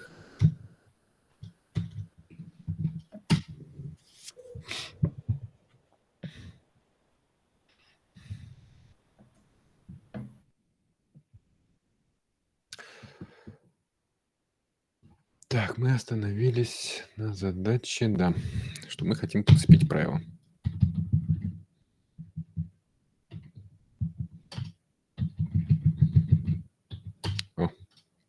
Поехали.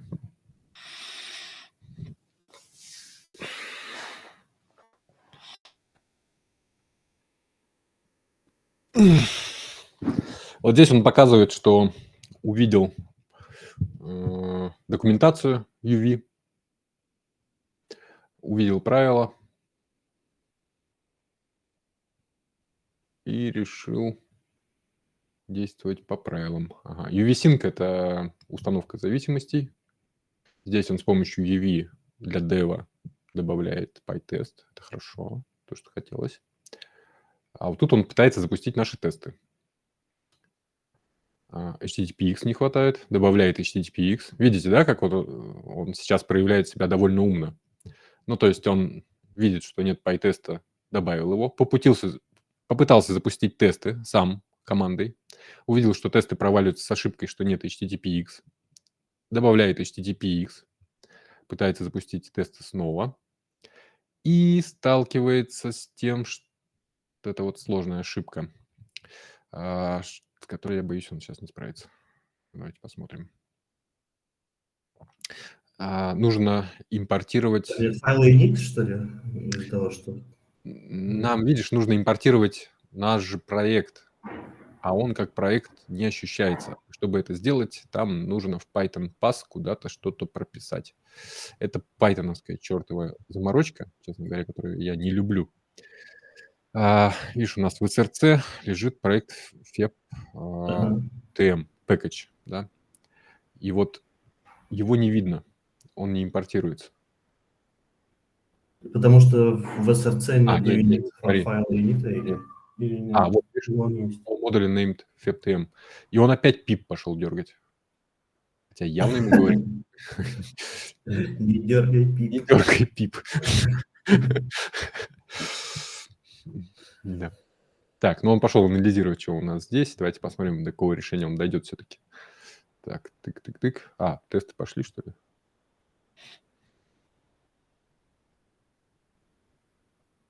Ему, может, того файлика как раз и не хватало, может, который вот при ребуте приложения появилось. Так. Выполнил символ моей зависимости. Запустил тесты. Вот Python Pass надо было поставить, да. Догадался, молодец.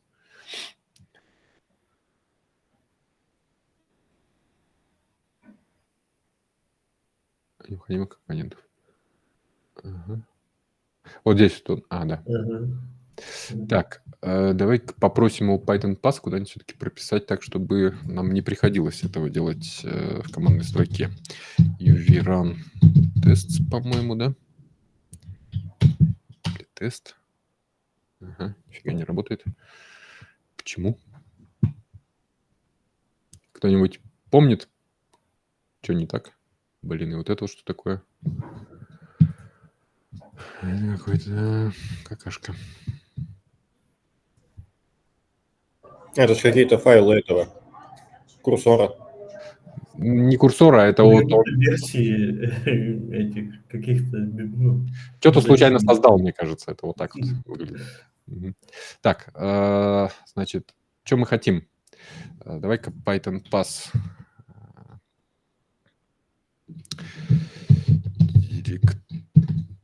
Директорию Python Pass пропиши через конфигурацию тестов, чтобы не передавать ее в командной строке при запуске. Надеюсь, он знает, как это делать. Итак, мы давно не коммитились. Я уже чувствую тревогу. Если ты не закоммитился, то ты всегда живешь в таком состоянии, что весь прогресс, описанный здесь, можно потерять. Вот поэтому нам нужно как можно быстрее дойти до шага, когда мы сможем сделать коммит. А шаг этот – это убедиться в том, что решение работоспособно.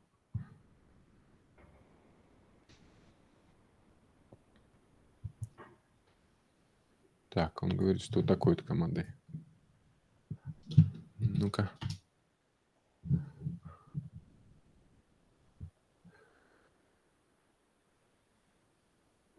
Нет, что-то...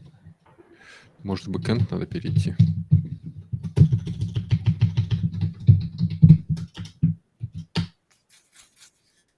Так, ладно, это логичнее. Тест паст. Ага, окей. Так, и давайте посмотрим на PyTest. Так, у нас провалилось 2 с ошибками, и что-то там спасилось, да? Так, и было бы неплохо. Ну, давайте вот это вот закоммитим, потому что мы видим, что тесты уже, в принципе, запускаются. По-хорошему надо идти анализировать, что он там наделал. Но мы ведем себя по-ковбойски. Чувствую, мы от этого еще огребем. Ну, ладно, будет веселее. Это же вайп-кодинг. Да. Как получится. Так, слушай, что я хотел? Да, я хочу, чтобы они все-таки вот здесь запускались. О, фига, ничего появилось. Это Discovery Your. Давайте попробуем сделать скриншотом. Так. Блин. Нет, получилось. Заодно посмотрим, как скриншотилка работает. Значит, я скопировал в буфер обмена картинку и говорю, вот я ее вставил сейчас через Ctrl-V и говорю, смотри скрин, тесты не запускаются через VS Code. Можем даже на документацию сослаться. Не зря же ее складывал. Почини.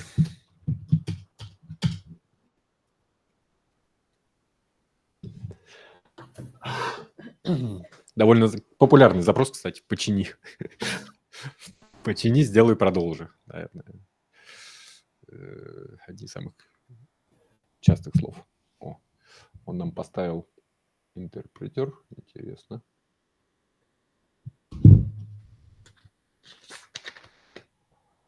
PyTest enabled. Чтобы глупые вопросы не задавал. Окей. Это было. Unit test enabled false. Правильно.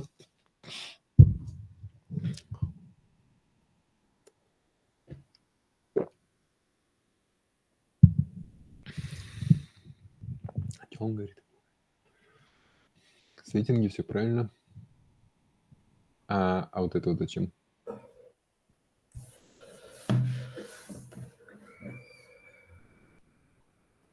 Вот мне кажется, вот это он сделал лишнее.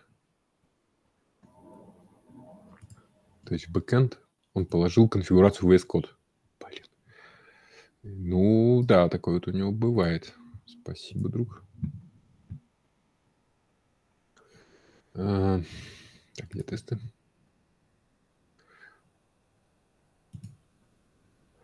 Как бы их теперь... Не видит. А вот здесь что-то видит, да?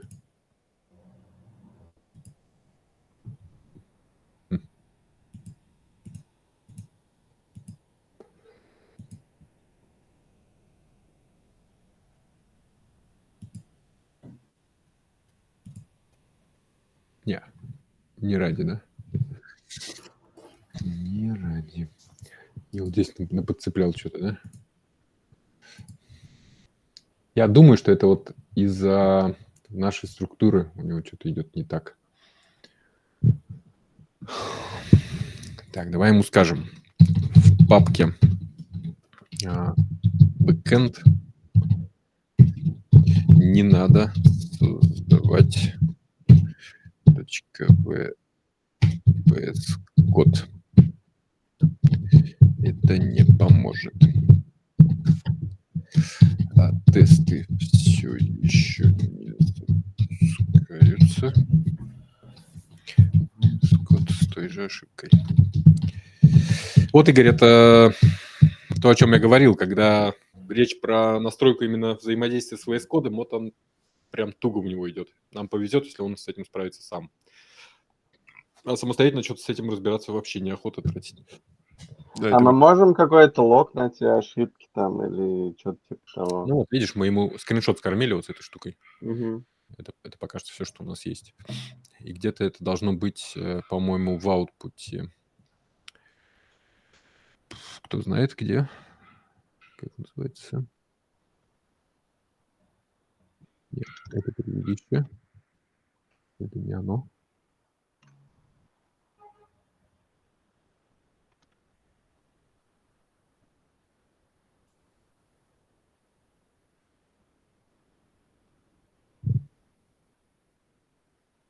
Тест-тур. Спасибо. Очень помогло.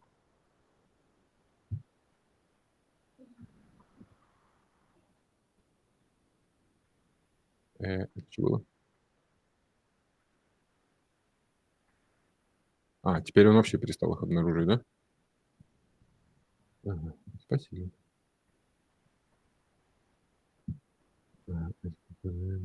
Настройки курсора, да? Клево.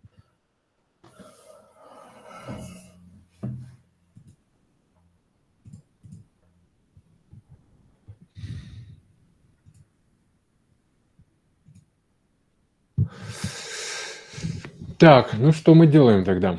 Значит, с этим стало хуже.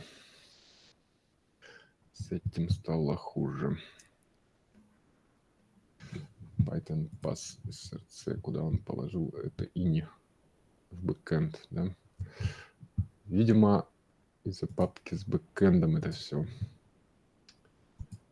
Папки с бэкэндом. А ты перезагружал, вот он, как тебе писал, перезагрузить окно VS Code после этих изменений, затем Developer Не. Reload Window? Не делал. Ну вот он же пишет тебе, кстати. Я этого не вижу, видишь, я... вот, вижу. Угу. Давайте мы тогда сделаем вот так. Выключить, снова включить. Спасибо, что обратил внимание. Это вот про то, что да, туда, что он делает, что он пишет. Внимание обращать, к сожалению, нужно и много.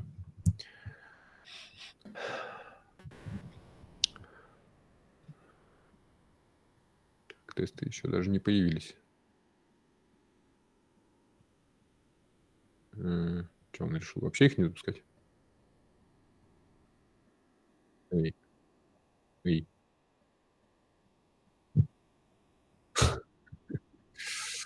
Отказался.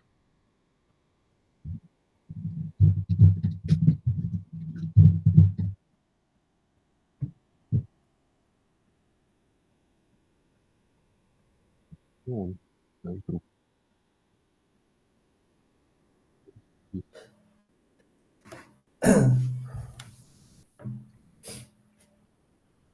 Правой кнопкой мышки на вот где иконки, ну, в самом в левой стороне экрана, да. Это, да. Он просто ушел. Ну, просто он стоит же, но он же, это экстеншн есть, но... Да, мы что-то Наверное. поломали прям. Мы что-то поломали.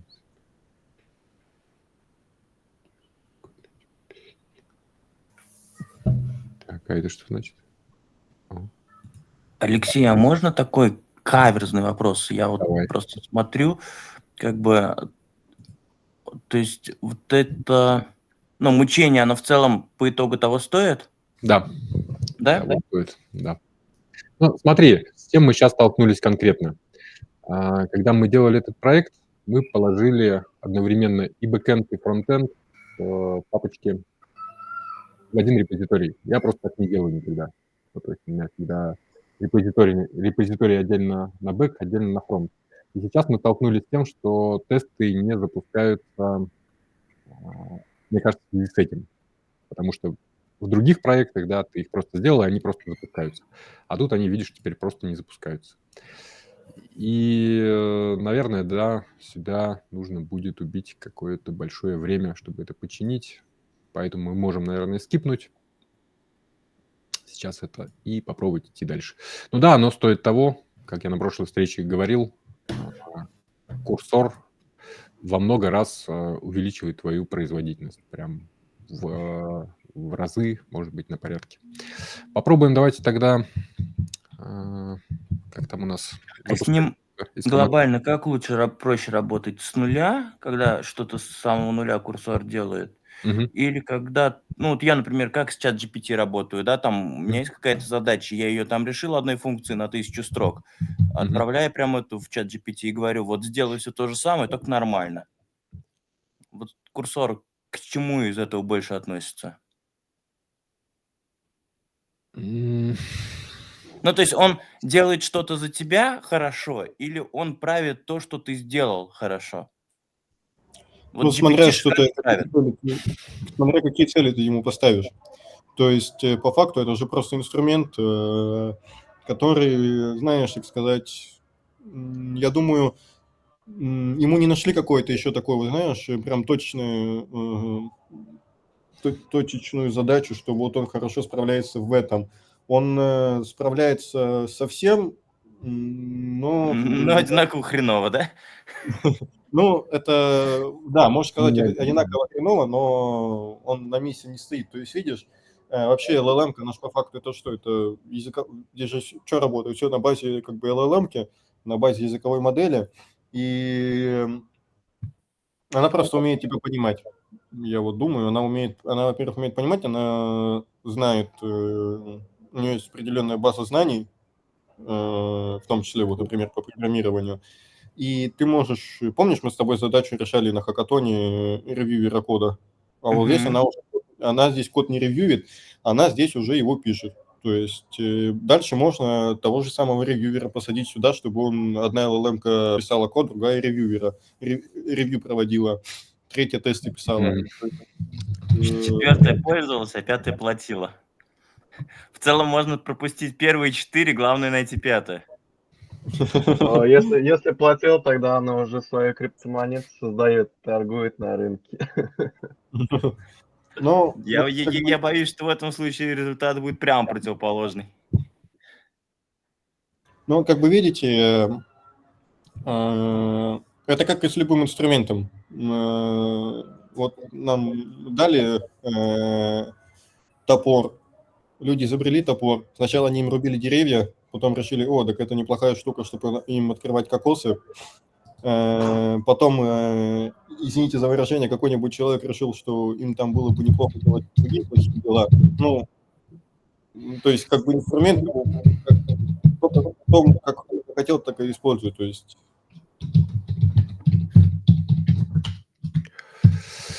Да, ну, Иван, а вот ты, когда пишешь тесты, вот ты насколько быстро добиваешься того, чтобы они запустились и работали? Ну и сколько времени тратишь на их разработку? Ну вот Ну, даже блин, то время, смотря которое мы какие сейчас потратили. тесты. Ну вот Смотря что ты... То базовые есть есть тесты, какие-то, вот мы которые быстро, там, не знаю, там просто, что тебе endpoint отвечает. Если сложная логика... Но я, кстати, стараюсь тесты писать руками. То есть я пытался скармливать тесты в чат GPT. То есть он, с одной стороны, вроде прикольно их пишет, но вот какие-то краевые случаи он не тестирует. То есть что-то простое, да, Мгм. что-то, где ты реально баг посадишь, он у меня особо так не находил. Мне быстрее было написать руками. Вот. Но с тестами, ладно, тесты вроде, ну, как Я бы его задачи, которые, несколько раз наверное, они должны перечитал. справляться.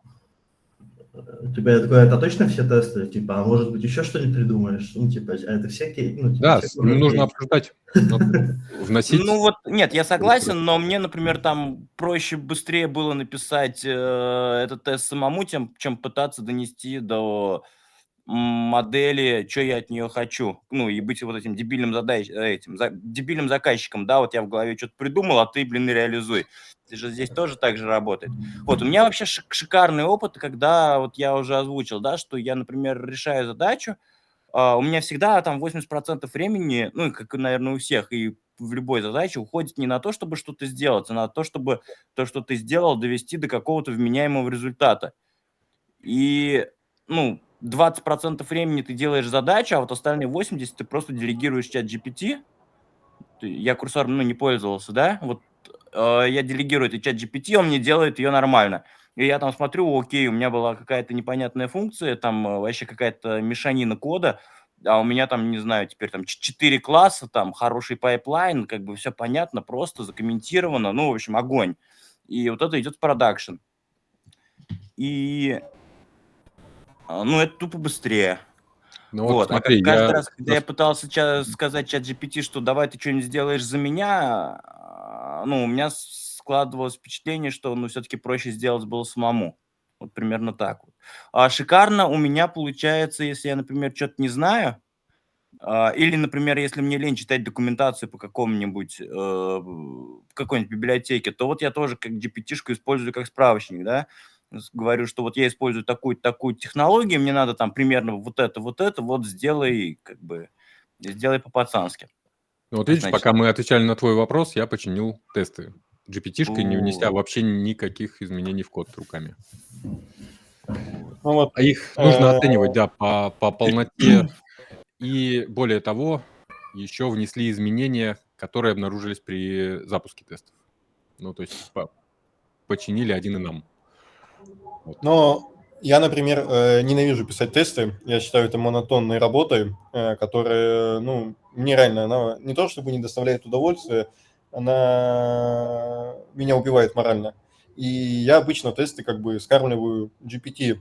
Вот, например, с курсором я там пару юнит-тестов написал, но вышло, честно говоря, не очень. И я предполагаю, это из-за чего? Из-за того, что, ну, нужно уметь ставить задачи. То есть вот попробуйте своему коллеге-разработчику поставить задачу и описать, как он должен это сделать.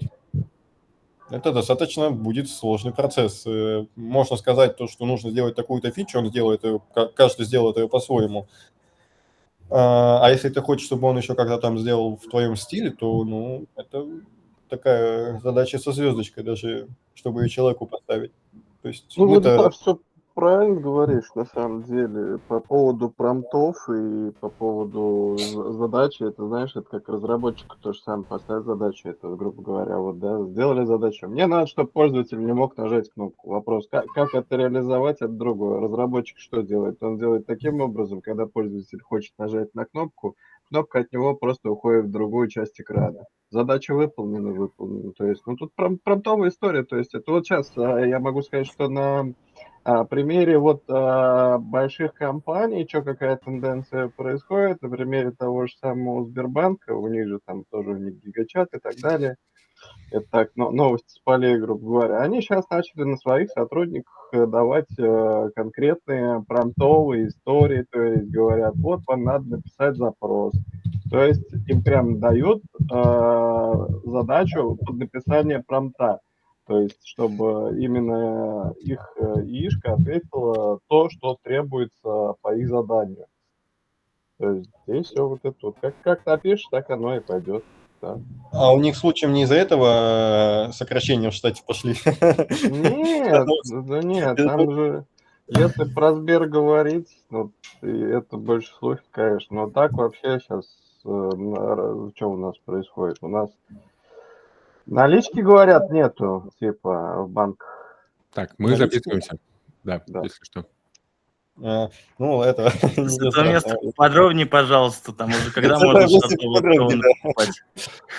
Да, имейте в виду, мы записываемся, да. Где чего нет и где можно взять еще. Ну, у меня, честно говоря, был, знаете, такой яркий пример того, как я, например, не смог поставить задачу разработчику.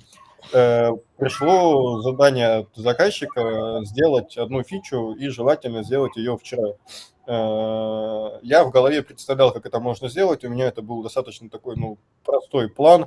Я уже все продумал, говорю, ну, у меня у самого не хватало времени. Я как бы говорю разработчику, слушай, нам нужно сделать это и это, вот это. Все достаточно просто, попытался ему максимально объяснить. В итоге мы уперлись в то, что где-то примерно неделю мы только пытались найти коммуникацию друг с другом. То есть постоянно созванивались, а как надо сделать здесь, а как надо сделать тут. Вот я считаю, что там была немного моя ошибка, и вот мне сейчас вот потом стало интересно, если бы такую бы я задачу поставил бы яички, был бы похожий результат, или все-таки она бы что-то бы сделала? Тем временем я скорректировал промптами тесты, чтобы он вынес все-таки данные из конф. Подожди. Я думал, что у меня это получилось. А я это рано, видимо, заявил, да? Извините, так. Рано доложил. Какие тесты есть, юниты? Мы пока можем продолжить нашу ламповую беседу. Да-да-да, можете, да. На самом деле довольно сложно концентрироваться, да, и на задаче, и на общении, поэтому расплывается. Было бы здорово, да, чтобы кто-нибудь мог подхватить на этих наших встречах именно разработку и попробовать себя, и разгрузить. Потому что, да, у меня только одно дело получается делать, к сожалению. Так. Отличный мужик, что сказать. Завалить одного мамонта. Что?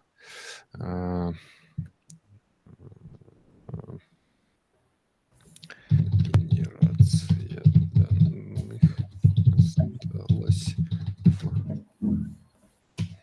в конф-тест. Кстати, на самом деле я жду тот момент, когда появятся инструменты по типу там, консультанта-юриста. У меня был тут случай недавно, и чтобы как бы не обращаться к юристам, я решил напрячь ChatGPT. В принципе, ну, я, конечно, какую проблему заметил, и отвечает по документации, которая есть у любой страны, я думаю, понимаете, о какой документации идет речь, приводила там практики судебные, но когда я пришел к реальным юристам, они мне сказали, что ну, ты как-то слишком оптимистичен. У нас, к сожалению, в реальности все по-другому. Мне кажется, подобного инструмента как бы несложно было бы накидать, предоставив ей информацию о реальных Хочешь, вещах. я тебе подробно отвечу на этот вопрос? Давай. Да, даже не знаю, с какого конца начать, короче. Значит, во-первых, есть такой стартап в Америке, называется Harvey. Вот он сделал ровно то, что ты говоришь, Law Advisor. стоит там уже несколько миллиардов долларов. Вот. Один из самых быстрорастущих AI-стартапов. Значит, во-вторых, я уже начал по чуть-чуть скрапить данные для того, чтобы сделать аналог вот этого самого Харви на российском рынке. Вот, я сейчас тут немножко просто денег зарабатываю, но думаю, что там за неделю я управлюсь и вернусь ровно вот к этой идее, чтобы ее продолжить реализовывать. Значит, в-третьих, здесь уже, возможно, кстати, даже Алексею будет интересно. Мы там так посмотрели, что там, да, надо обучать свою модельку, и в-четвертых, мне, если что, дадут сервера. Так что проблему с видеокартой я, в общем-то, более-менее решил, поэтому вот то, что ты хочешь, я надеюсь, появится довольно скоро. Мне сейчас надо только кое-какие транзакции разгрести. Это очень, на самом деле, тонкий лед касаемо юриспруденции. Это что-то такой тоже рынок определенный в плане услуг. И как бы при создании такого продукта есть определенные риски. Ну, при создании любого продукта есть определенные риски. Ну, тут да, тут просто именно такая, знаешь, теневая история присутствует, я про это. Так, Я уже Ты боишься, что ко мне придут ребята с битами из гаранта и консультанта? Да, я как бы ничего не говорю, я знаю, что бывает всякое у нас, я вот только про это. так, Да мы нет, просто- записываемся, я напоминаю. Просто твой продукт начнет решать вопросики по-русски, как бы заносить куда надо, отправлять туда. Но вот это на самом деле, вот эта специфика на самом деле меня больше напрягает. То есть, ну, я хорошо знаю, что такое юридический рынок, ну, просто чтобы вы понимали, как у меня мама юрист. То есть, и то, что у нас в нашей стране очень много решает телефонное право, как раз меня напрягает больше, чем там какие-то другие потенциальные вещи, но тут до этого еще там надо доехать. Причем мы живем в Татарстане, у нас вообще исключительно телефонное право. Как бы у нас Так это просто наоборот исключительно- круто. Ну вот прикинь, Ничего в этом крутого нет, у тебя просто нет судебной системы. нет, ну это понятно, но хотя с этой стороны на самом деле жизнь яички будет усложняться. Мне кажется, в Штатах все-таки попроще с этим всем делом. Ну, как попроще. Там хотя бы как-то больше-менее, мне кажется, по правилам делают, и можно вот идти, как написано в книжке.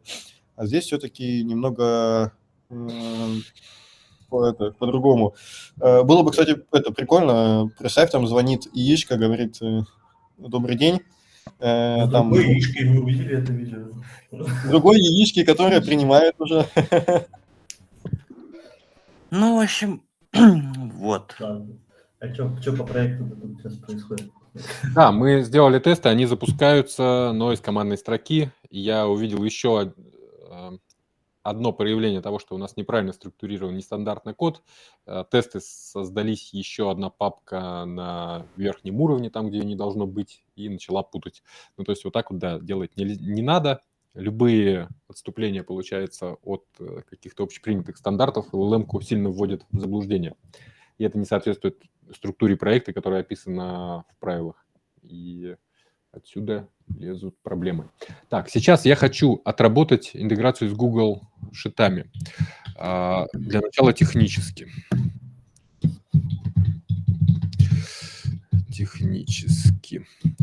Я дам сниппет кода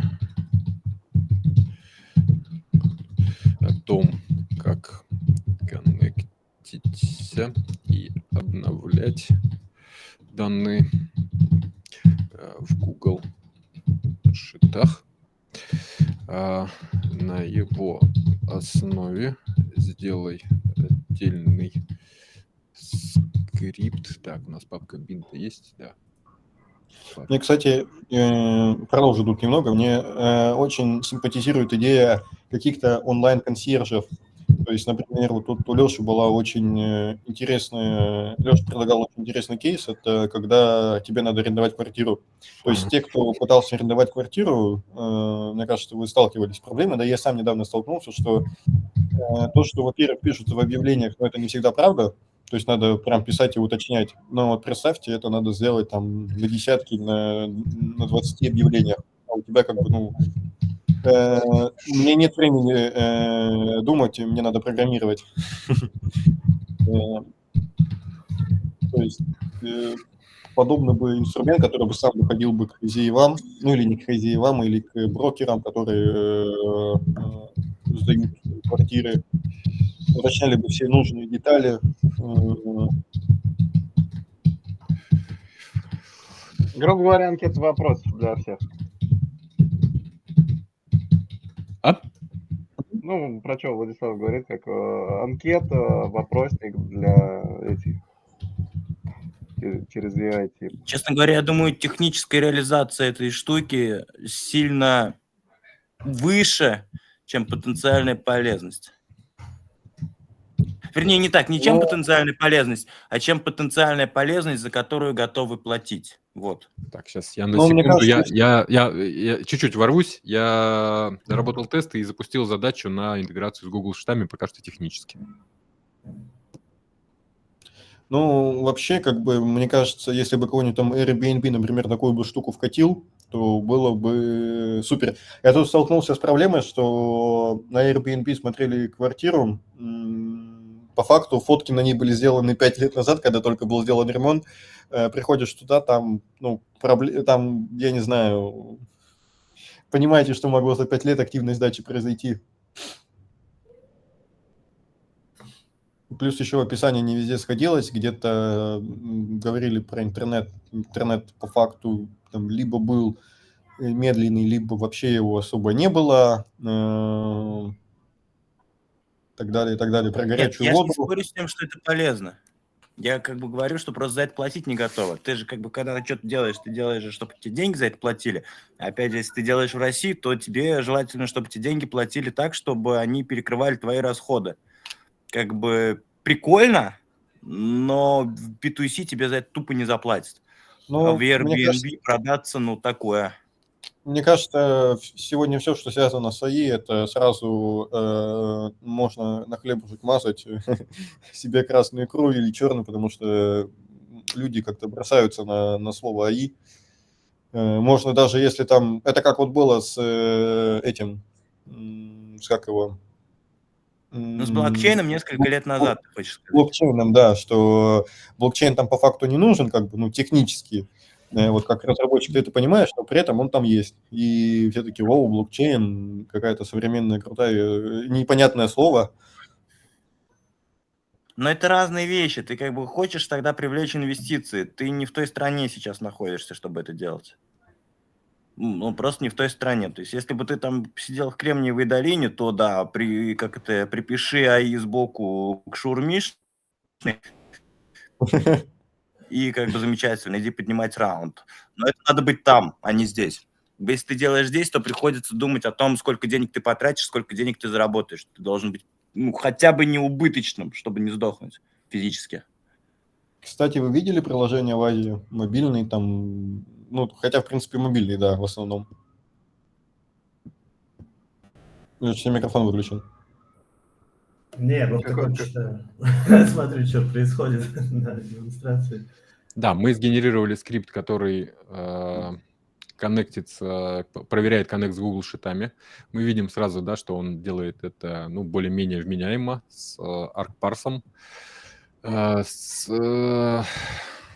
более-менее структурно, со скриптами в один файл аишка вообще хорошо справляется. Сейчас мы попросили его, чтобы он дополнил readme, чтобы мы знали, как это использовать. И попробуем запустить.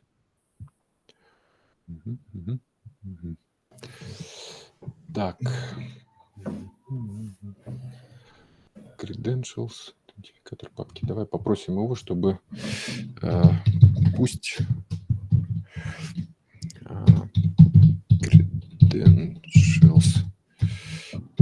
credentials.json лежит в папке backend. Я бы его еще попросил положить его в gitignore файл. Gitignore, да. Давай. И добавь его в gitignore. Ignore. Не знаю, какого уровня печатку он поймет. Так, и где-то у меня такой уже был файлик в соседнем проекте. Gitignore или Credential? credential. Я, кстати, вспоминаю Apple же там все в emergency идет, то есть рассказывают каждый год, как Apple Watch спасли кому-то там жизнь. Ну, конечно, это, понятное дело, работает хорошо только в Штатах, но мне было бы интересно, представьте, у нас звонит Siri, говорит hello, I'm personal assistant, там, Владислав, в какой-нибудь Ну больнице. ладно, это файлик все равно тестового проекта, поэтому не страшно. Так, credential JSON положили. А то есть мы как ты глобально сказал в начале, да, еще все-таки здесь находимся под риском, что мы что-нибудь побьем, и нам надо будет git revert делать. Да, обязательно. Поэтому каждый шаг мы коммитимся. Минное поле. Да, именно так. Так, и он нам... Я не вижу. Было бы, кстати, прикольно, если бы АИшка бы еще сходила в Google консоль и настроила бы там креденшалы.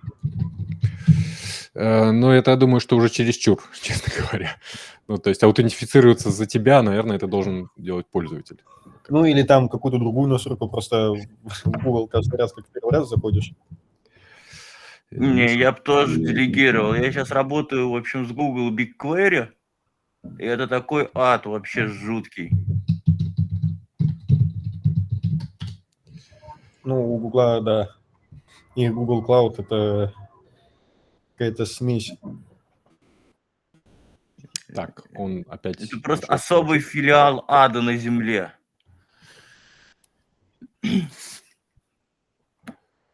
Так, что ж ты будешь делать? Вот, мне кажется, опять вот это вот проявляется, что у нас папка бэкэнда, он тут что-то делает, и вот эта папка. И я не могу ему никак донести, что вот это надо убрать.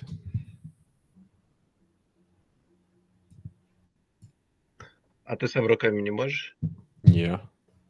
Я что, разработчик, что ли? Он у меня есть. Не, могу технически, не хочу. Хочу работать так, чтобы он меня понимал, потому что здесь я уберу, в другом месте забуду. Этот парень не поймет, что я сделал, ему нужно будет объяснять, что я сделал. Я это сделаю все равно медленнее. И он не поймет, что мне это нужно было сделать. Ну, то есть тут уже по-другому нужно настраиваться на работу.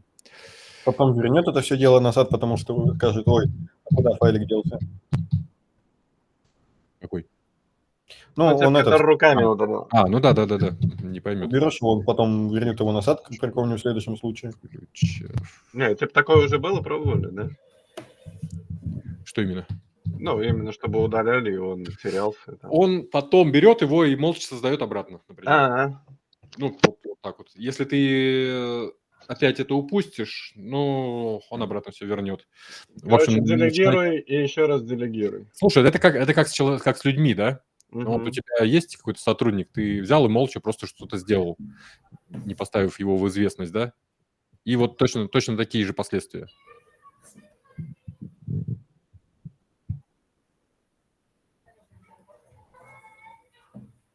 Блин. Он же спрашивает, если вы хотите скрипт.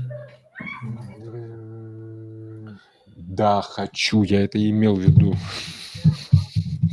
Жесть.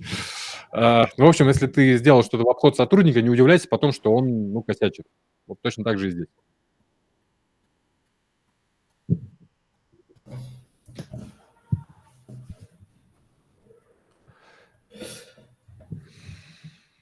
Еще он не умеет... Что, кстати, это за MD031? Откуда он это берет? Это линтер ругается просто. А, это линтер так ругается? Ну сейчас, да, это линтер на этом, встроенный расширением VS Code. Не связано с аишками. Чтобы он не ругался, можно делать вот так. И он тогда визуальные правки вносит. А что изменилось? Пробелы убрались? Ну, вот после... Перед ставкой экземпла, например, появился пробел. А здесь я не знаю, чему. Language ему нужен. Он не может такой автоматом, да? Эй! Вот руками пошел править. И всё. Не Да, мешаем да, да. Понимаешь, да? О чём я? Так, ладно, хорошо. Не Это он трогай. readme файл такой накидывает? Да. Он все накидывает. То есть ты его можешь попросить задокументировать что-нибудь в папке docs отдельно. Вот этот файлик, допустим, я тоже руками не делал. Я его просто попросил записать требования к нашему сервису. Или это мы из ChatGPT принесли. Ну, вообще, в принципе, можно сделать там план То есть разработки. это GPT принесли. Вот это. То есть у нас requirements мы тогда на прошлой встрече составляли, все, Да. что было в Но GPT. ты ему можешь вот точно так же сказать здесь, допустим, делай, не знаю, какие-нибудь ключевые моменты из нашей работы и задокументируй в такой-то файл. Он сделает. И, допустим, это Ну, может... вообще, по идее, мы могли вообще, по идее, чатом GPT не пользоваться, а сразу курсор Да, ввести. да, могли. Но хотелось показать и ту систему тоже. Так, значит, что? Давайте какую-нибудь папку поломаем. Посмотрим, как это пройдет.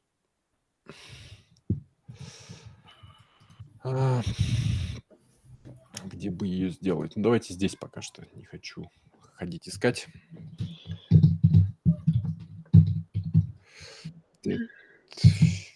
Фептема. Так, как ее ID получить? Наверное, из вот отсюда, да? Кто умеет работать с Google шитами? Алексей? Какой вопрос? Эй, что такое? Все. Это не АИ, это руки. Так. Смотрим. Ну, модуль backend, ага.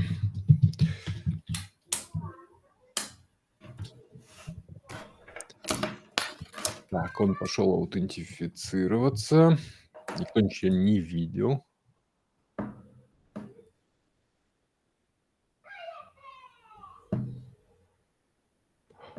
Ага.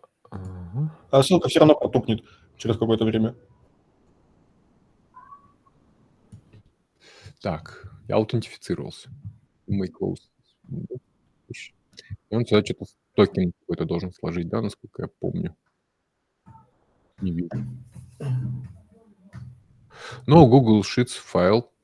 Find. Ага. Ну, он говорит, что он типа аутентифицировался, да? Вон, видишь, токен JSON у тебя был. А где Google он? в домашней папке просто. Хом Аризов. Он положил в Home. Ладно, черт с ним. Не хочу сейчас это чинить просто. Так, хорошо. Это мы авторизовались. Это что? Не знаю чего. Вот credentials сохранил. Так, это, по идее, значит, перезапуск должен. Да, уже больше ничего не подтверждать.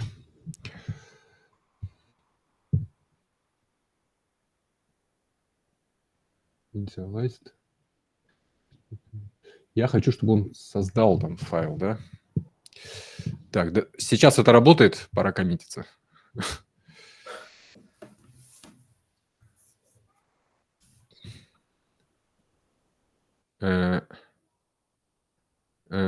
Кажется, я его не просил это делать. Get ignore? Ага. Ну, Ты его просто хотел добавить, а он решил, что JSON это тоже как бы этот пойдет. Проявил инициативу, как бы, да? Подожди, а зачем ты убираешь? Давай, может быть, ему лучше скажем.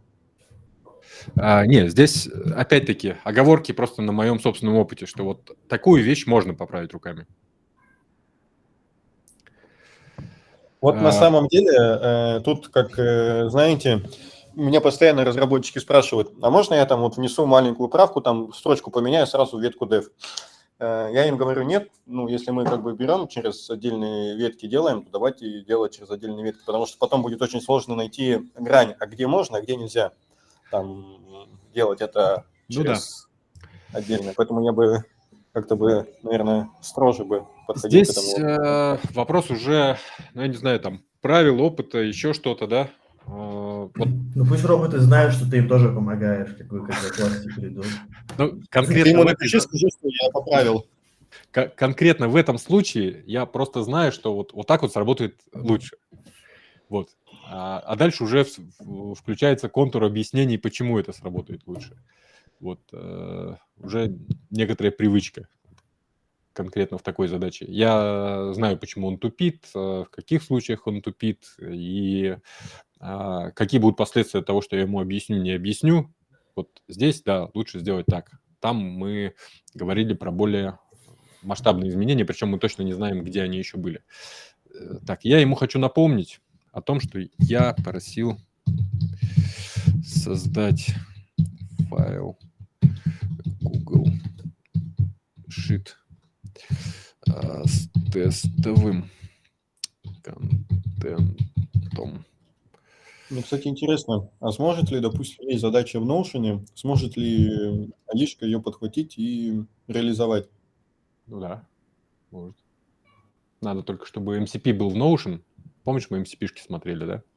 Тогда ты с ней вообще можешь разговаривать просто языком. Иди и посмотри на нашей доске мои задачи и выполняй их по одному. Ну, что типа того. Опять он повис. Бывает. Надо попробовать, короче, где-нибудь на тачке поставить курсор и дать ему задачу в Notion. Ну, без контроля, видишь, не получится, по крайней мере, на текущем этапе развития LLM. Даже если ты взял и все вот так вот описал, видишь, что постоянно нужно акцентировать его внимание на том, что он одно упустил, другое упустил, третье упустил. Ну, хотя, да, вот Влад говорил то, что когда он делал там нам одно фронтовое приложение, он же сам как бы не разработчик, и, ну, вот он шел не такими шагами, как мы, он на таком более высоком уровне абстракции шел. Мы тут как бы говорим техническим языком, а он как говорит, то есть, вот, как, не знаю, может быть, бизнес-аналитик. Вот у нас есть задача, вот ее надо так реализовать, вот есть какие-то требования. Он мне сказал, что на самом деле это я дурак, он все сделал, просто надо читать внимательнее ритми.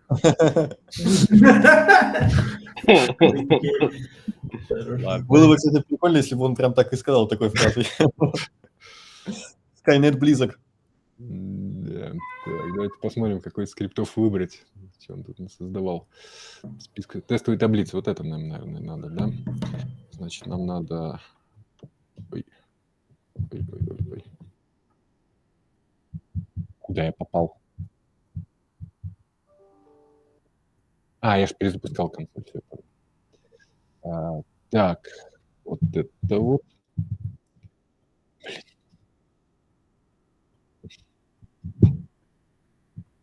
Путаюсь в шорткатах. Тут Ctrl-C, тут Ctrl-Shift-V. Кстати, вот здесь Ctrl-Shift-Insert не работает в этой воишной панельке. Я тоже постоянно сбиваюсь, как старовер.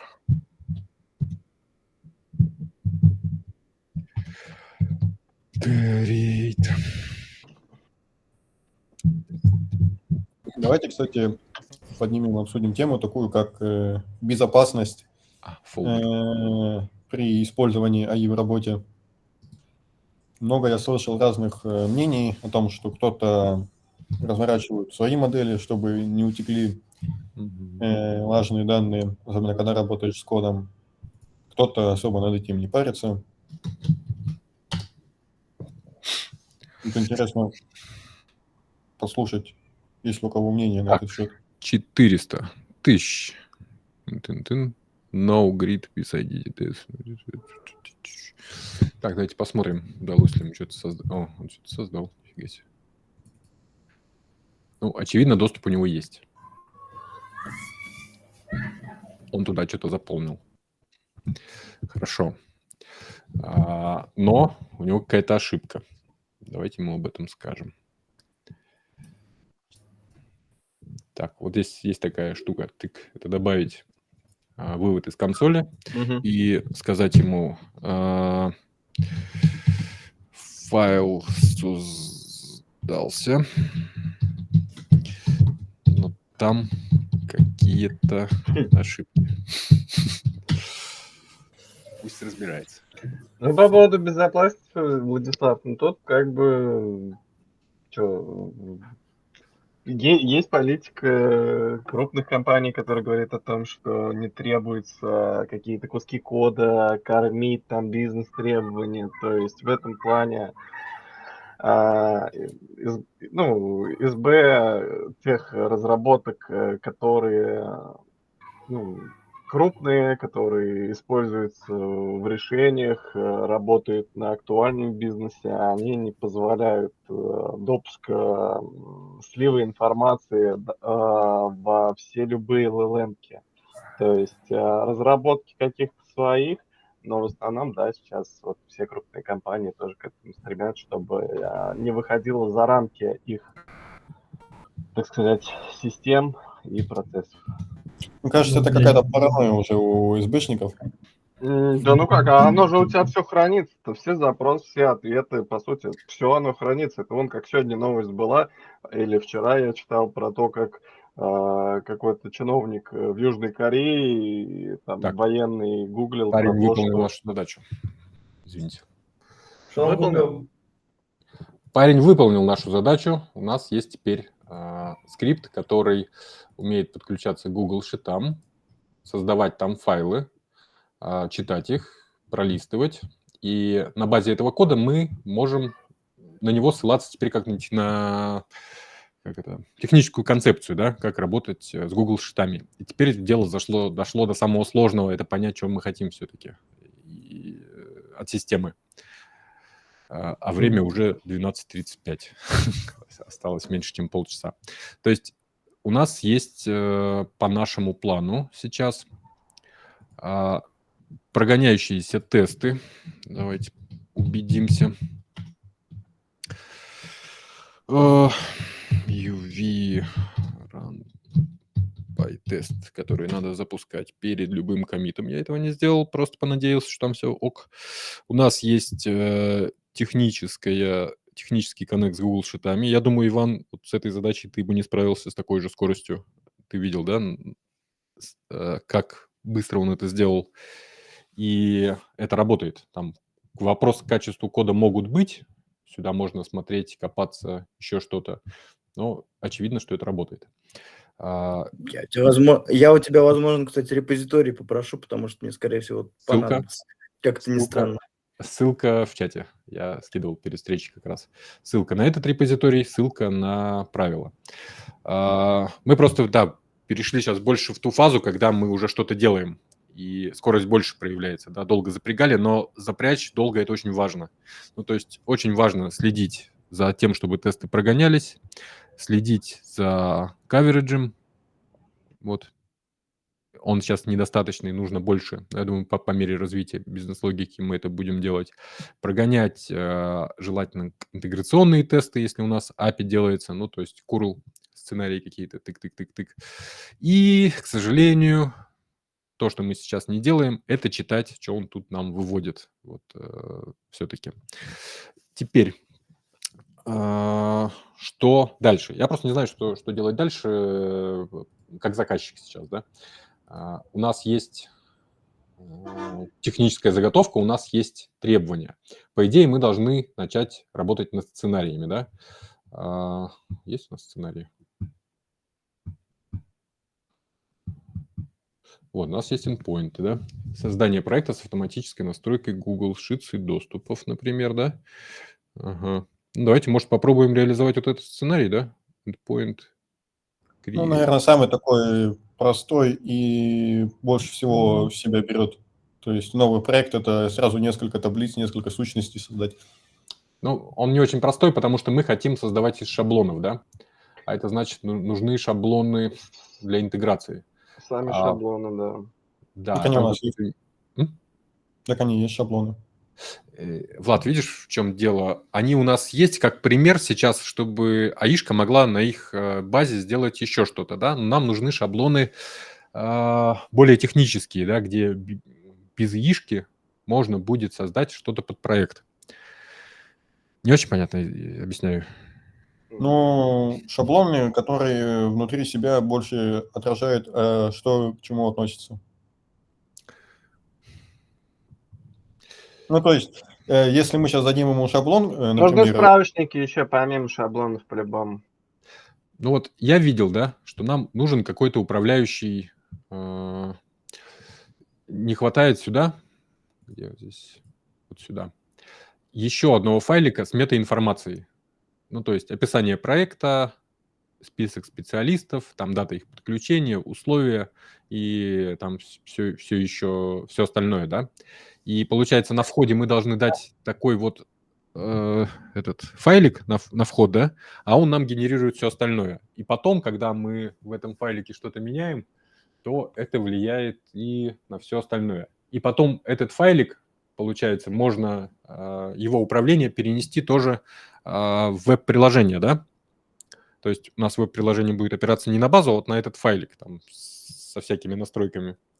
А суть останется точно такой же, что наш бэкэнд будет опираться на вот этот файлик для решения всяких задач. И, в принципе, мы можем тогда попросить его сделать такой сейчас файл. ну, давай, да, попросим сделать его файл метаинформации, пусть делает Вопрос, мы хотим это сделать командой, командой.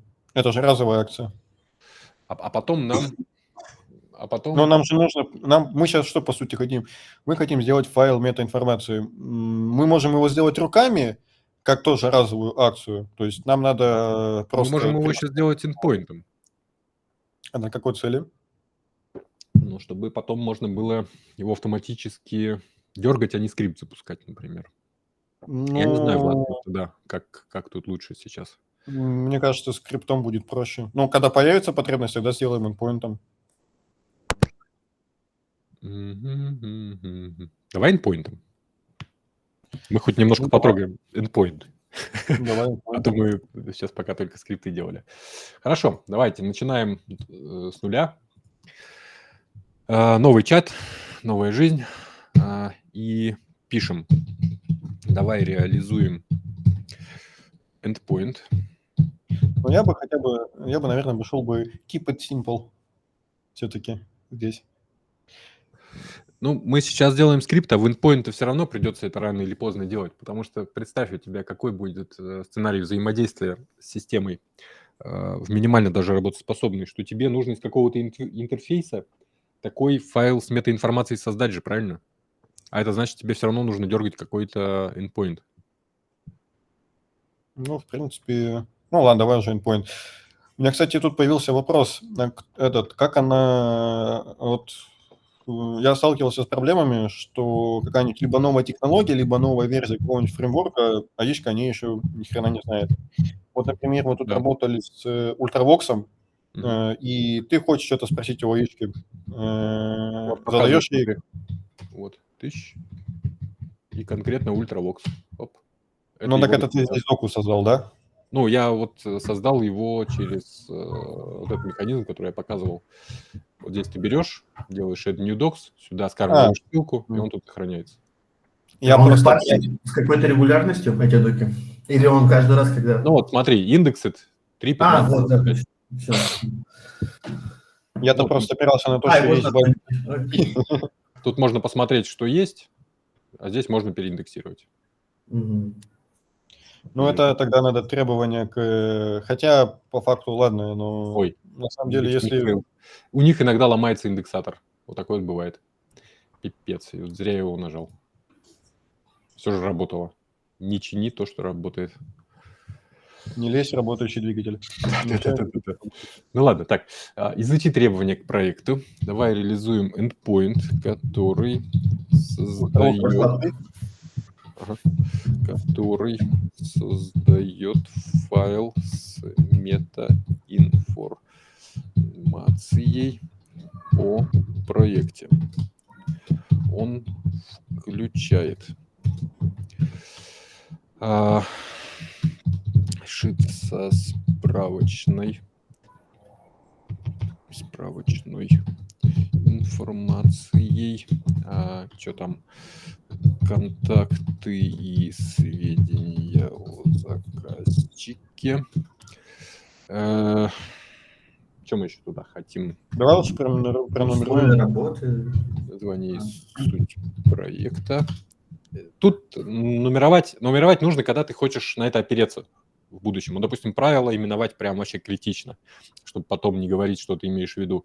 А вот такую разовую задачу можно описать без... А хотя бы эти не надо ставить, типа, тире, ну, чтобы он как бы... Смотри, на Одно. таком на Окей. таком промежутке поймет. То есть, если бы мы писали сейчас, промпт, там, я не знаю, строк на 100, ну да, Мгм. нужно было бы больше структурировать. На таком уровне сожрет. Опять-таки, это на ощущениях, да, просто на опыте. Да, я обычно, когда промпт пишу, прямо explicitly, почти, у меня почти все промпты как бы в этом. Ну, Ну, у тебя я это- пишу как Markdown, как бы сразу. И... У тебя привычка, наверное, профессионального Тут уже. ты прав, Роберт. Когда ты работаешь с такими штуками, допустим, как правила, на которые ты опираешься потом во всем проекте, им нужно уделить больше внимания. То есть, чтобы они Ага. были минимальные, четкие, структурированные, чтобы меньше ошибок было с их применением. Если мы делаем одну задачу, еще толком не понимая, что мы хотим получить в результате, ну, вот такого достаточно. Окей, ладно, да. будем дальше. Ультраокс забудь потом. Так, Так, название, суть проекта, что там, этих ребят, которые будут как сотрудники. да, это уже отдельный шит, да? Получается, шит заказчики, название. Алексей, кстати, я попробовал вот эту ссылку, которая, она прям работает в онлайне. То есть ты прям в микрофон говоришь, она весь текст уже через ссылку конвертирует. То есть ты можешь и уже по ссылке перейти, грубо говоря, текстом писать запрос, копировать, вставлять, и можно На следующей расширение встрече ставить. попробуем. Хорошо, спасибо. Мне кажется, я кстати, искал, да. Мгм. Проблема голосового ввода в том, что ты вот смотрите, как Редактировать потом неудобно. Мысль надо сформулировать сразу Да, четко и мысль надо за один дубль как бы сказать. Да, если бы шит со списком специалистов, их ролями, условиями. Ну, в условиях пока что лучше написать. там, Посмотри. например. Я пытался голосовым вводом там писать некоторые документы, но это быстро. Я понял, что у меня не так все гладко выходит изо рта.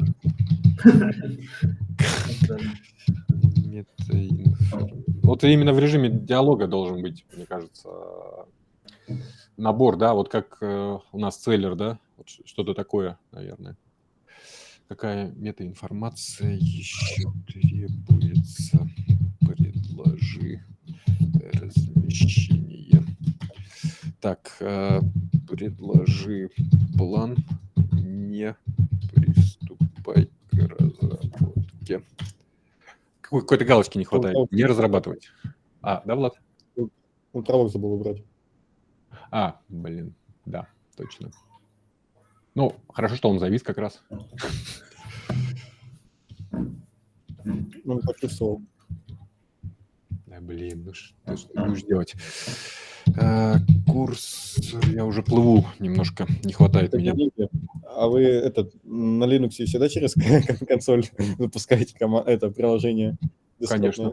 Но это удобно, кроме случаев, когда вот я вот так уже выдохся. Блин, что я делаю? Это не та консоль просто. Все, я понял. Смотрю, что-то не то. Угу. Тут у меня, видишь, просто вверх и Enter, и все. Поэтому это удобно, да. Ультравок забыл убрать, да. Я не думаю, что это бы сильно повредило, но да, зачем? Он, наверное, в недоумении был. Придерживаемся концепции чистого промпта. Так, что он нам хочет туда? Маршрут, create. Информация о проекте. Название, описание, контакт.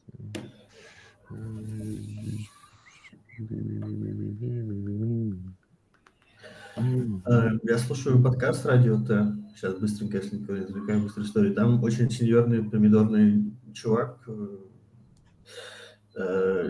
Он пользуется вот Cloud 3.7 через запику.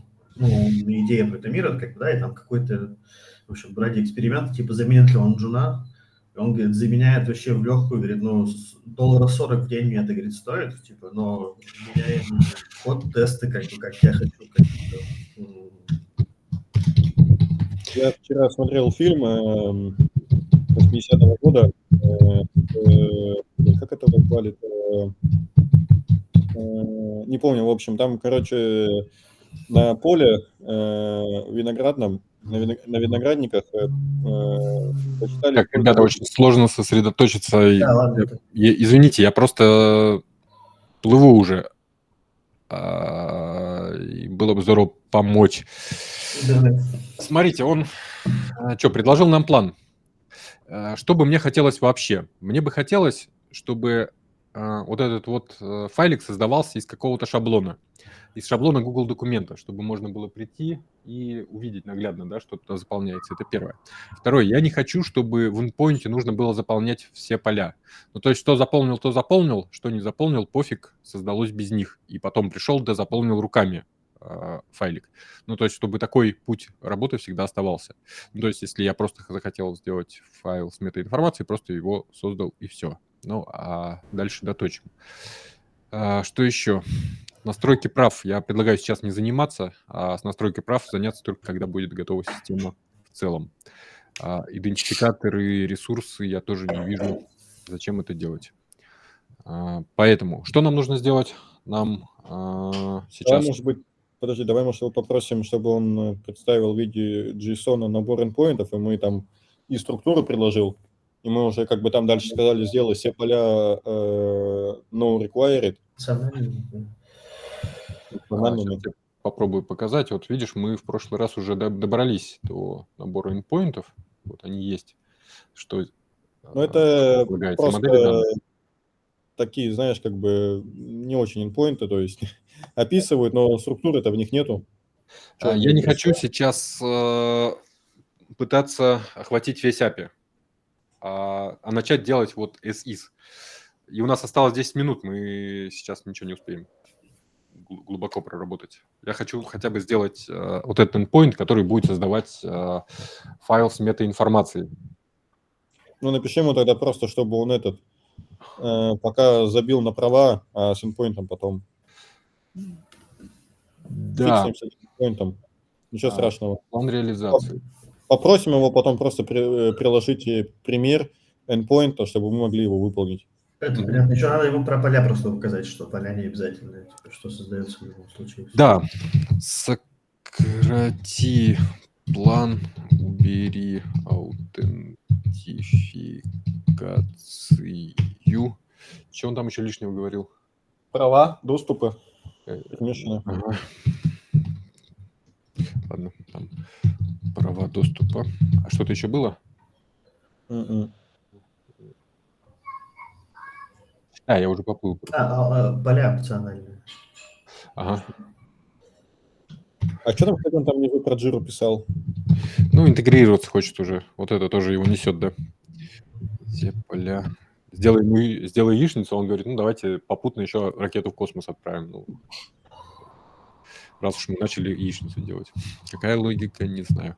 Так, все поля нужно сделать опциональными, чтобы можно было носить их напрямую Google Sheet. Ну, Jira, конечно, забыли. А? Jira, конечно, забыли. Ну, надеюсь, он не вспомнит про нее. Так, все, сокращенный план. Маршрут, функционал, да, название тыры-пыры-пыры, условия. Ты, лист период оплаты, таблицу периодах оплаты. Ну, пусть будет, кстати, да. Настройка там счетов, не знаю. Убери лист 4.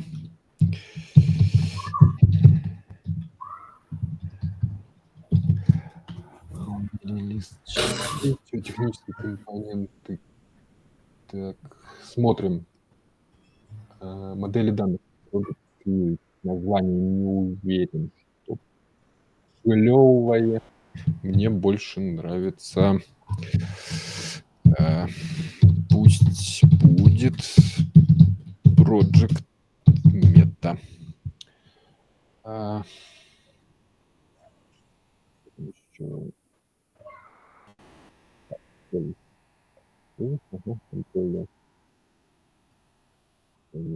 Окей.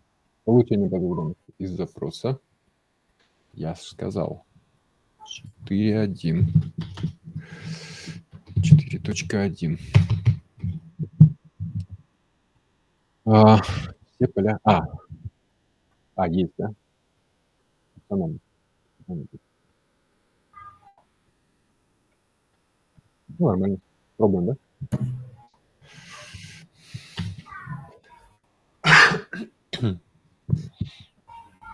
Финальный план. Давайте еще Больше, говорит, не пойдем менять. Точно. какие-то Он правки уже, да, он внесем, уже просто просто- чтобы его обломать, знаешь, как посмотреть. Слышал, что 10 минут осталось. Да, ладно, действуй. Злодейство. Тесты надо реализовать будет. Мгм. Ну, это потом уже, не так критично. Ну, вообще, да, но сразу нужно делать, да, чтобы А вот зафиксировать прогресс. да. Порядок именно не просить его TDD, как бы сначала тесты, потом пойдем по тестам. Ну, чтобы тесты были как какой-то контракт между, ну, А мы решили... Пробовал, DD. но вот даже на этой задаче сейчас нам тогда надо лучше понять, что мы хотим. А я не понимаю, что я это хочу. требование ТДД, это требование. Ну, как бы даже глубже, чем требования. Это я уже должен понимать, из каких сущностей моя система должна состоять. Если система была бы попроще, наверное, можно было бы пойти. Ну, проще именно в понимании бизнес-требований. А здесь я как заказчик толком не знаю, что я хочу. Ну, у меня понятное направление, вот, и мы идем, как бы делаем нечто вроде прототипа. Поэтому я сейчас не понимаю, как TDD здесь использовать. Но Ну, нам, главное, кстати, главное покрывать все тестами, ну, как бы сразу. Да, В процессе, чтобы фиксировать прогресс, да, вот мы сейчас Да. что-то сделали, надо написать тесты на то, что мы сделали, чтобы потом при прогонке тестов здесь я мог быть уверен, что ничего не поломалось новыми правками, потому что он легко сломает, вообще легко. И если тесты не пройдут, то их починить будет легко, находясь в том же диалоге, да, когда мы реализовывали требования, я ему говорю, смотри, тесты проваливаются, он идет, исправляет. А если мы потом к ним вернемся, то это в случае как с разработчиком, да, ты приводишь разработчика, который не работал с кодом, и говоришь ему, иди исправь. Ему нужно погружаться, ему нужно объяснять, он не так все понимает и так далее. Вот, поэтому тесты очень хорошо помогают сохранять прогресс. ну, они какого-то принципа открытости, закрытости любят сразу брать и весь проект перелопачивать. Потом в гид заходишь, у тебя 90 файлов на изменении, хотя ты попросил там переделать одну фичку маленькую. Так, это в Pydantic у нас модели, он их создает. JSON А там что схема. сейчас создает?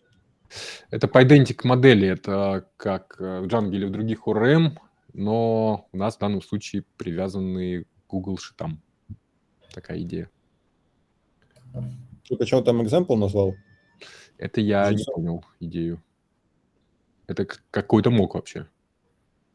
А по поводу как заказчик, вот смотри, то есть функционал, да, это первое создание проекта. То есть у нас также должен быть функционал, кто в этом проекте будет из сотрудников работать. То есть у нас должен быть функционал добавления сотрудников. Следовательно, из этого вырисовывается, что это, скорее всего, отдельный таблица-справочник со всеми сотрудниками, которые просто доступны и могут добавляться в другие проекты. То есть, вот, Но у нас же например, лист для этого есть в этом документе для Ну, сотрудников. это знаете, как в идеальном мире, когда ты живешь, у тебя есть... подожди, ты имеешь в виду, что сотрудники между разными проектами? Ну да, один сотрудник может находиться в нескольких проектах, например. Один сотрудник, это у него не должно быть ограничений, чтобы он там был только в одном проекте. То есть Опа. вырисовывается требования сразу тоже еще. Так, креды сломались. Давай-ка ему скажем.